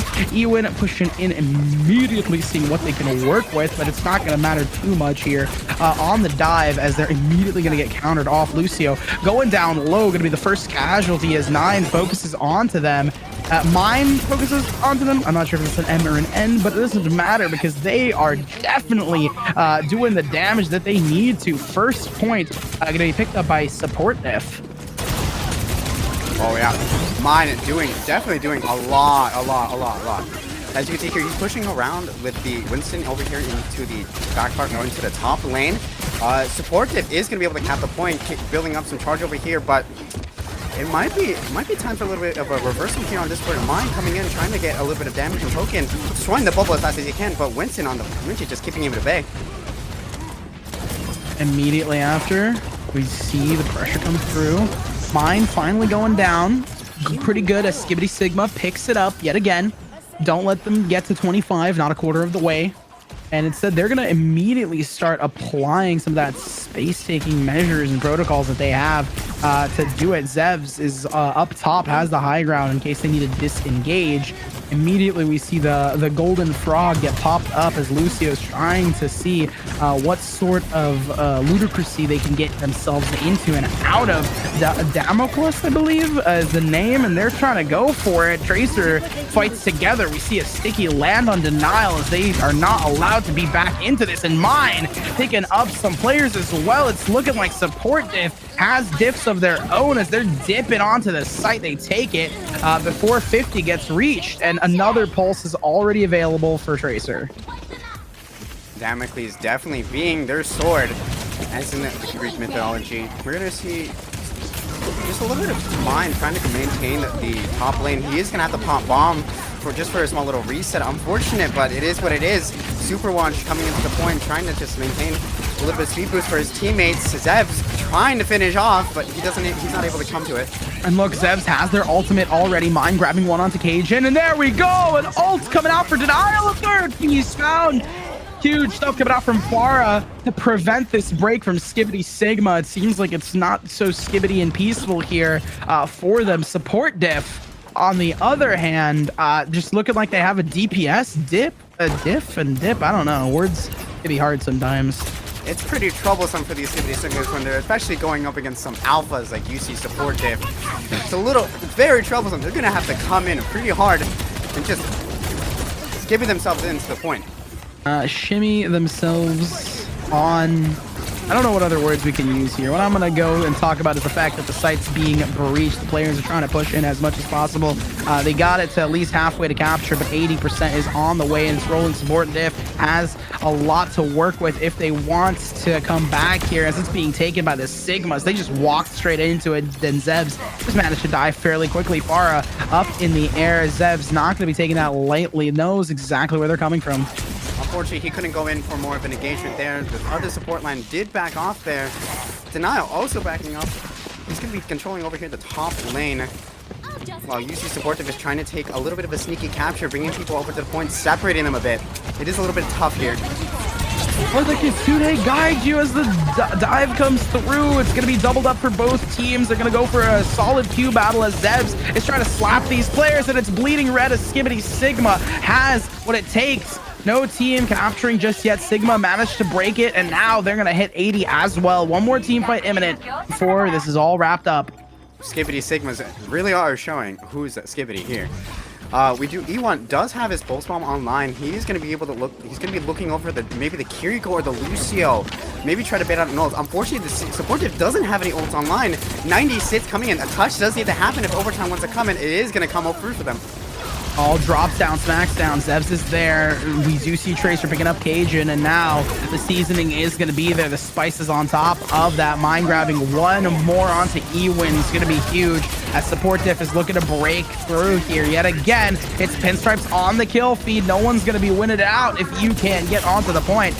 And it looks like Mine says, this is my territory. I'm taking this point, as they're about to hit 99 themselves. But look at this. The Echo mirrors coming through. They want to take this fight, but look at but again, right, Mine is like, hey, I'm the true diva here. I'm the one who knows how to play. Echo switches off. The players can continue to fight. It doesn't seem to be working though. Damocles look like a double-edged sword that they are. Takes the fight out to Cajun. Pressure still on. Overtime is active. Both teams are fighting. We do see a sound barrier immediately invested to allow this diva to take the team fight. It's not going to work out. Suzu pops through to break it through. Mine grabbing them as well. We switch back into the observers. Denial grabbing one more, and they're bounced off the map. It's immediately going to be a pickup for support diff. Supportive having a little bit of trouble here on the last little round. Skibbity Sigma's coming incredibly close, but thankfully the overtime did come in a little bit clutch for them. Zaz was doing a lot of work over here on the Winston, getting the more important plays coming onto Kimsternator. But Namis, again, also dying at the same time. Maya doing exceptional work on the Diva, keeping Zevs at bay, and also diving the players and inhibitors that he needs. But guess what? We're unwell! Are you happy? I don't see any Roadhogs. Yeah. This is quite That's what I was immediately gonna be like, yeah, it's hard to burst the bubble. Hey man, it is what it is. A good Roadhog could mess things up, but if they're not confident on Roadhog, I actually would say, yeah, don't go for Roadhog if you're not confident and comfortable on playing them. It's just gonna be a really difficult game to go for. Instead, try and boop players off with that Primal Rage, or even more so with Lucio's boop. Regardless though, on to what we go. Skibbity Sigma needs to win this if they want to take us the distance and bring us back into it. But at the end of the day, it's going to be up to them to win it out. Support diff is closely pushing in. The first team fights come through, going back in time. Mine is setting things up, and they are looking divine as they get the double already started. Traded out for Kiri is going to be rough. They're going to bully back on, not allow Kiri to get back up. Noms is going to go down pretty quickly. Mine getting another. They might not be playing Roadhog, but they are definitely bullying these players into the hole. Oh yeah, Mind's mobility is just incredible. Oh, what? He's using- Dash swap. Okay. Agent's gonna swatch over the Ash, which is pretty interesting. However, Mind's gonna have no trouble with it. Zev and Mind having a little bit of trouble on the top lane over there. Kim Serrano trying to find off a Tracer. Finding a TP target isn't that easy. Damocles helping out with the speed boost. It's just not gonna be that good enough. There is a little bit of a back cut, but Oh, man. it's denied by everyone. The port diff is just doing such a good job of pushing them away just as fast as they come into the play. They're up in the spawn. They have top line and bottom line. The Diva Bomb going high to see if it can catch anyone. Might have been for a reset. I don't know if mine was low HP at all. It doesn't look like mine. It is. Nope. They're going to keep going for the fight regardless. They're pushing in and pushing again, trying to see what they can go. They're already at 30 to go for their ultimate yet again, about 50% of the way there. Mine and Tracer working together, and the pacing here is just divine. Support diff.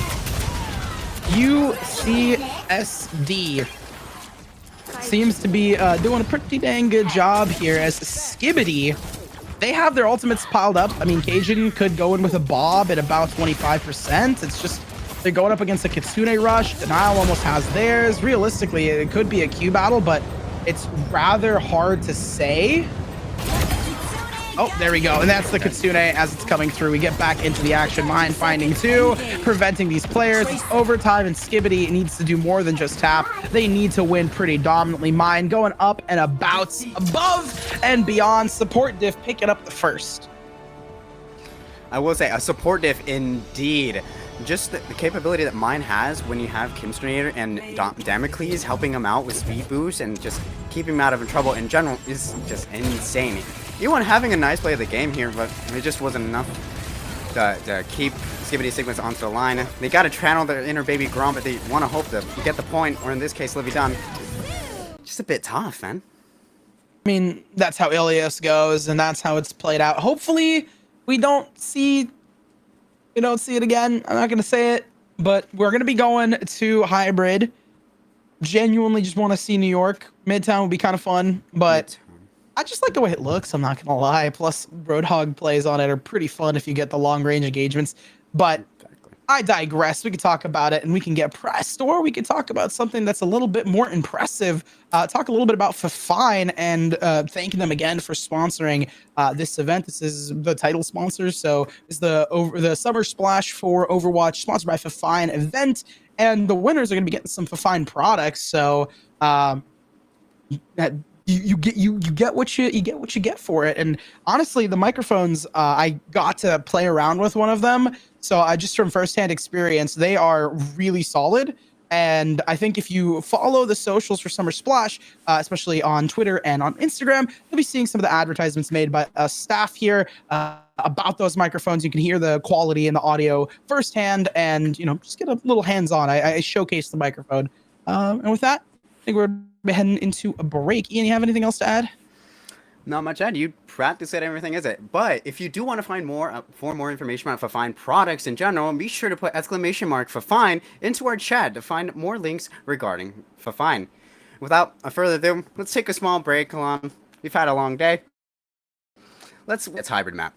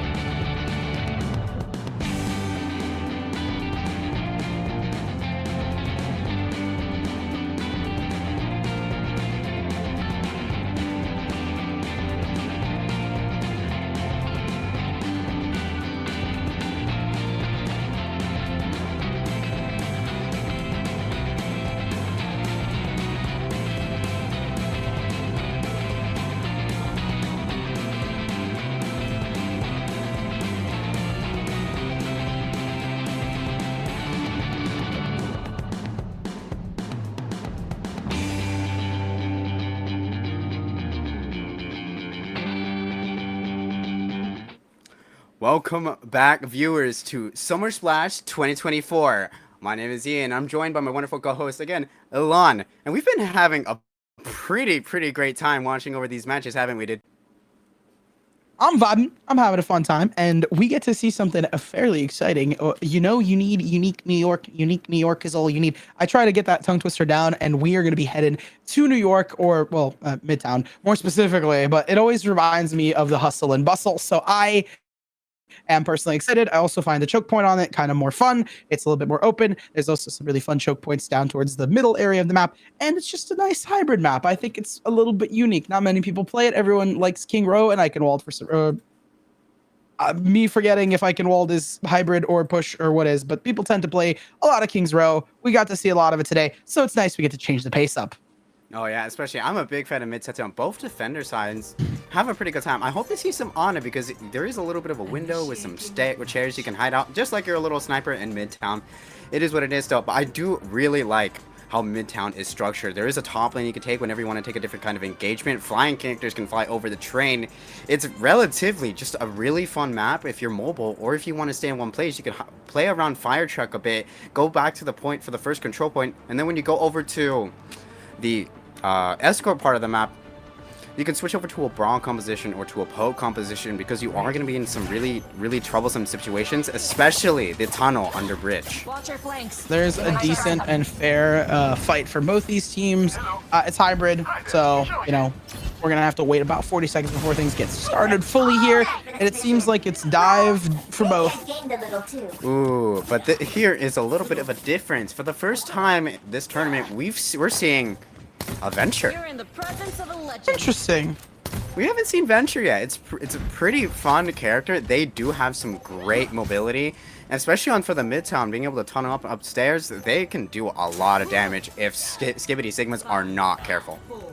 Yeah, it's coming out from support diff as well, which I find quite interesting. Denial going on to the Ashe as well, so it seems like they have two different DPS comps here, and the confidence is high, I'm assuming, on this gameplay. I want to see some sneaky Venture plays, and this is what I talk about that first mid choke. It's a lot more, you know, they have a decent amount of high ground. It seems very fun to kind of play around, just depending on how the team really reacts. Immediately, we see Nemesis Swarm being activated, but mine is just ready and aware for it. Ewan goes for the tap, but doesn't really work out for them. They have to fall back and regroup, potentially going for an early swap, all things considered. Venture chilling around, seeing what they can grab before diving in. We do see Zev switching over to the Ramatra, so we're going to build a bit of a brawl co-composition. Wait, Zev has been Ramatra. That is my mistake.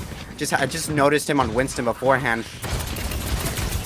They decided to go for Brawl, because realistically this first choke kind of rewards Brawl, especially if you have a really solid roster to play off of. Support diff is looking to just stall as much as they can, so they're, you know, picking the Brawl as well, and I guess that rhymes, but at this point they don't have as much in terms of the time. Vortex dropped on, and it's gonna be Denial to take down the lamp, as no more overhealth is gonna be allowed.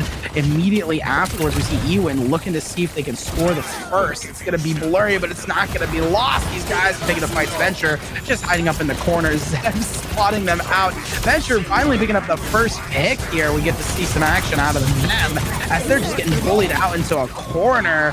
Mine, nerf this, finding Super. Oh, pretty good. Superwatch being the first one to fall down. Mine Trust trying to clean up here. Mine's Diva has been incredibly dominating. Kimsonator, oh my, Kimsonator. But you gotta give credit where credit is due, because the mine was just like really pushing them back straight into the open arms. Oh man, but Kimsonator with those excellent headshots. Exactly what I was saying with Kiriko for the King's Row, that for the previous match. Kiriko can dish out a lot of damage when used correctly. Usually support seem to be doing excellent with the Kiriko. Oh my god, it might be a really similar situation as the previous time, where they're just gonna time them out and then catch one tick on the point and it'll be it. Deadeye comes out for Cajun though. Damocles is gonna go down, and it seems like the first tick has at least been fouled. No, it's denied. Cajun's there on the site. It's contested between them, and they're trying to go for the clear. It's the Kitsune rush on top of that. Vortex to be dropped, and so are the players. They're dropping pretty fast. Bob activated. Bob with a double. Denial taking it away from them. Bob with a quadra to lock things in. Support diff denies the first tick. What? Denial's Bob came in. Great positioning. He stopped right in the middle. Denial of a little bit of a little cheesy Bob carry. That is exactly what happened. Bob gained so much value off of that single positioning there. It was pretty difficult for Zepeda Sigmas, who looked like they won that fight, to just come back from that. Yeah, but they have to at least get some ticks on this, unless it's going to be a, you know, a no capture event.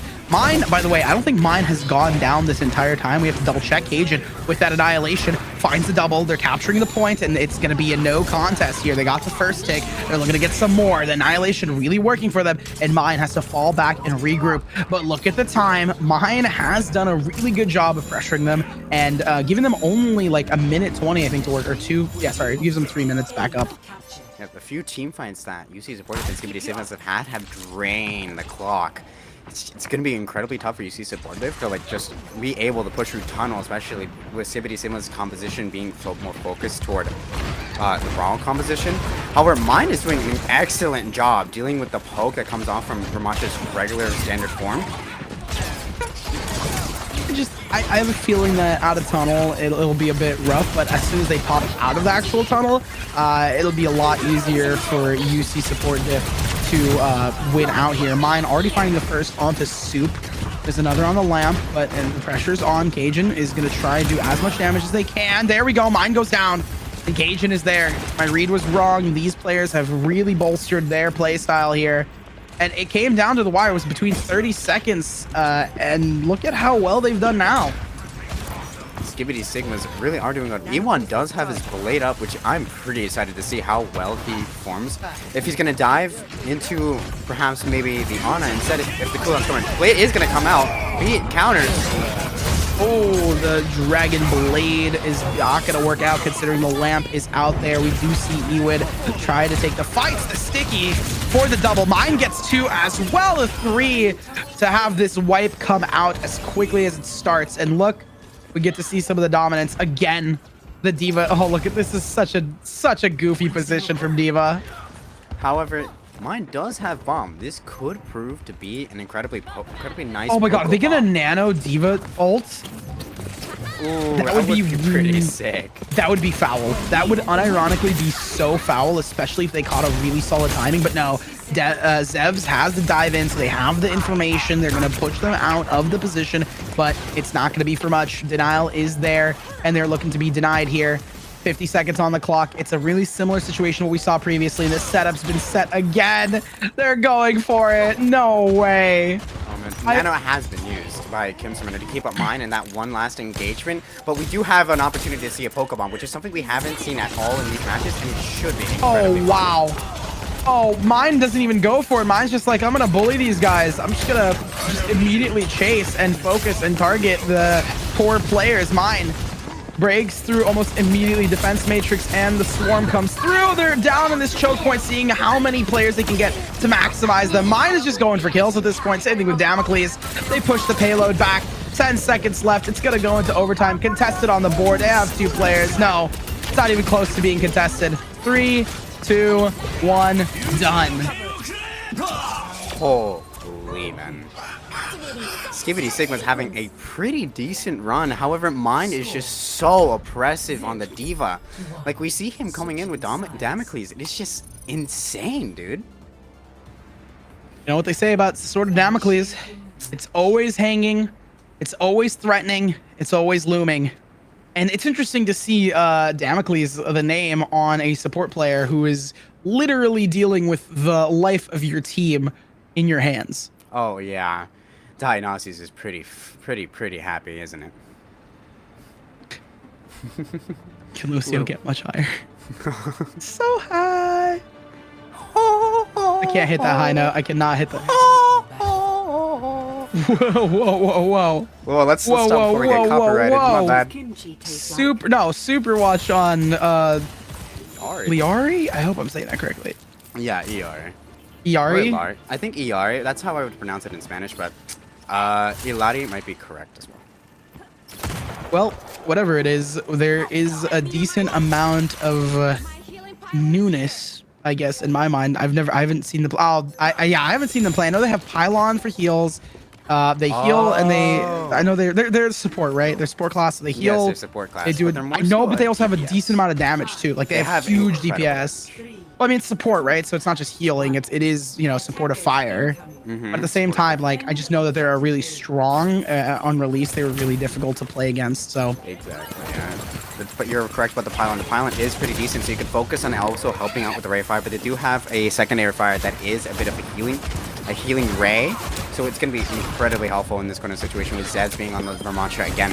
Oh, Damocles is already on the site. They have a lamp set up, immediately broken through. Himster, denial, going for it. Mine gets another, and look at how fast support diff broke through and took point. It has been 30 seconds, nay, 20 seconds even into the game. There's no chance for them to even stop the cap. It's wow. They have 5 minutes. They have 5 minutes. Skibidi Sigmas are having a troublesome time against Mine's Diva as well as Damocles Lucio. It's just I can't reiterate this anymore. It's just Damocles doing so much. Like, see, Cajun is having a tough time here. Oh, bro, it's like the aim is just so solid for Damocles, and just being able to strafe around as well. Damocles knowing when to get out of dodge and managing to get out. We did not see the kill come through, and they're already getting healed up if you look in the top left corner. That is just such good game sense. Denial gonna break through. Soupwatch is down. Soupwatch is gonna go and see if they can get these fights. The heals and the damage, reminding me a little bit of Baptiste, sort of, in terms of like that 1-2 sort of rhythm. Cajun grabbing onto Damocles, but look at this. They're already up and at him. They just need to get one more step, and Tunnel hasn't been touched. The payload is on it. They have 1 player to 1 on it, contested. Doubled up for Skibidi Sigma as they try to push it back, but still, there's a lot of players on these extremities. Mine picking up Cajun. And sure, they have 2 players up. Oh, they're moving the payload back, but still, I just want to mention they immediately have this fight down in Tunnel. Nerf this. There's that ultimate. The bomb comes through. Let's see what it does. Mine only picking up just some utility. There's the Kitsune rush to bring them back in. Mine back up in it again. Contested. They have a 2 for 1 to 3 on site. It's going to be a wall. Mine's getting a double as they take it back again. Denial used it to get a double diva setup as they're now deviously looking to dastardly destroy them. Soupwatch on the board. They're trying to do something to it, but there's 4 players on it. They even have 4 minutes on it. I doubt it's going to be too hard for them. This choke been one of the longest team fights in this game so far, and it makes sense. Soupwatch getting denied. Zevs breaking through the wall, seeing what they could work with. Mine getting another onto Zevs. The trade's not working out. Cajun picking up 1 more, and they're just going back, score for score, tit for tat.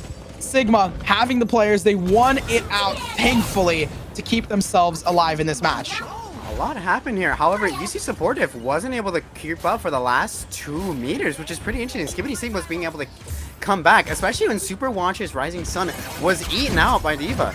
It's a pretty difficult situation to be in, especially when the payload is so close. You're going to be fighting over here on the tunnel. That last team fight, they were a little bit scattered. Cajun was the first to die from Mine, focusing him on the top bridge. Speaking of top right now, we see Tracer swap and push again. Liari seeing what they can work with. Superwatch just kind of taking pot shots. It's high noon as Cajun is looking to see what they can dance with. Everyone's hiding away.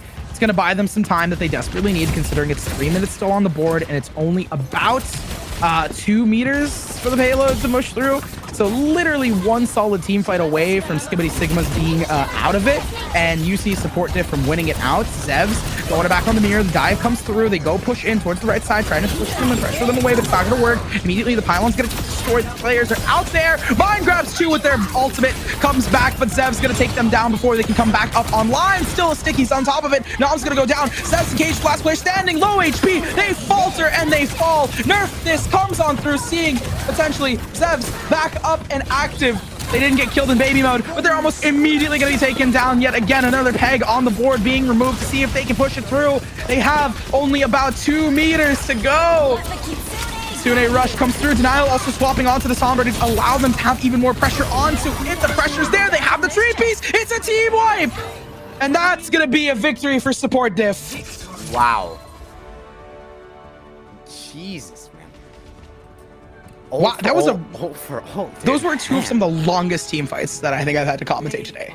Oh my, those were incredibly long team fights. Mine, especially, just dragging them out as long as he can. We saw that last little bit of a team fight. He did get demagged for a bit, but he didn't. Or am I mistaken? Am I saying for a different player? No, mine just dominating this entire game. Like, the way that they played that was so like hyper aggressive, and I can see why support diff is kind of like an ironic name more than anything. I think the true reason was like tank and DPS diff. They popped off. Entire team makes sense that they're really top contender for this. It's just unfortunate how it played out. And I do want to give huge props to Skibbity Sigma, not only for the funny name, but also just for finding a lot of stuff in them to like really contend with them in the last 30 seconds, breaking onto the point and then trying to push the payload as far as they could. A really solid sort of push out of them. But speaking of finding things, let's find ourselves a segue into this next little segment. Are you looking for a new microphone or a new interface for your stream? But then Fifine Actually, oh, for a really? new interface. Yeah, a new interface. Mine is interface? outdated. Yeah. Oh, yours is outdated. Yeah. Well, look no further, but for Fifine. Fifine has great interfaces and microphones for streamers, casters, and gamers alike. So if you're looking for a new setup, new pieces to your setup, just to finish up and spruce up, make it look clean as possible, then look no further than Fifine. If you want to learn about more information about our sponsor, then make sure to do !Fifine into the chat to find more information regarding Fifine's products. But And you can do the cheesy, corny thing that I was doing. You can find some more info, well, with that, we're gonna have to find the end of this stream because that was the last match of today, Ilan. A tear wells up in my eyes as it trickles down, and I say it's a sad day for Rain. But yeah, that's going to be all for us on the broadcast here today. Tune in tomorrow. Make sure to follow along on the socials here. I believe we're on CSUN's esports channel, and join the Summer Splash Discord to get some more information on some Overwatch and on some of the other games that are being played. Highly recommend doing that if you want. !SS4 Discord, I believe, will get you to the Discord for Summer Splash number 4. And then you can learn a lot more. You can even enter some giveaways and win some fine merchandise. But with that, I'm signing off. Ian? Last little bit, if you're looking for some casual games, we do have a lot of jackpots coming around into the Summer Splash 4 Discord server. So if you're a little bit bored right now, a little bit bored of Overwatch because you just probably watched a good 4 hours of Overwatch, be sure to join into our server and enjoy some games and do participate in our giveaways. We do have some G4 Gen G hoodies coming around, and as well as some Fifine products. Drip. Some good drip there, custom hoodies, custom Gen G products. But without further ado, Ilan, it's been a pleasure casting for you today, and we're gonna have to sign out here. Peace out.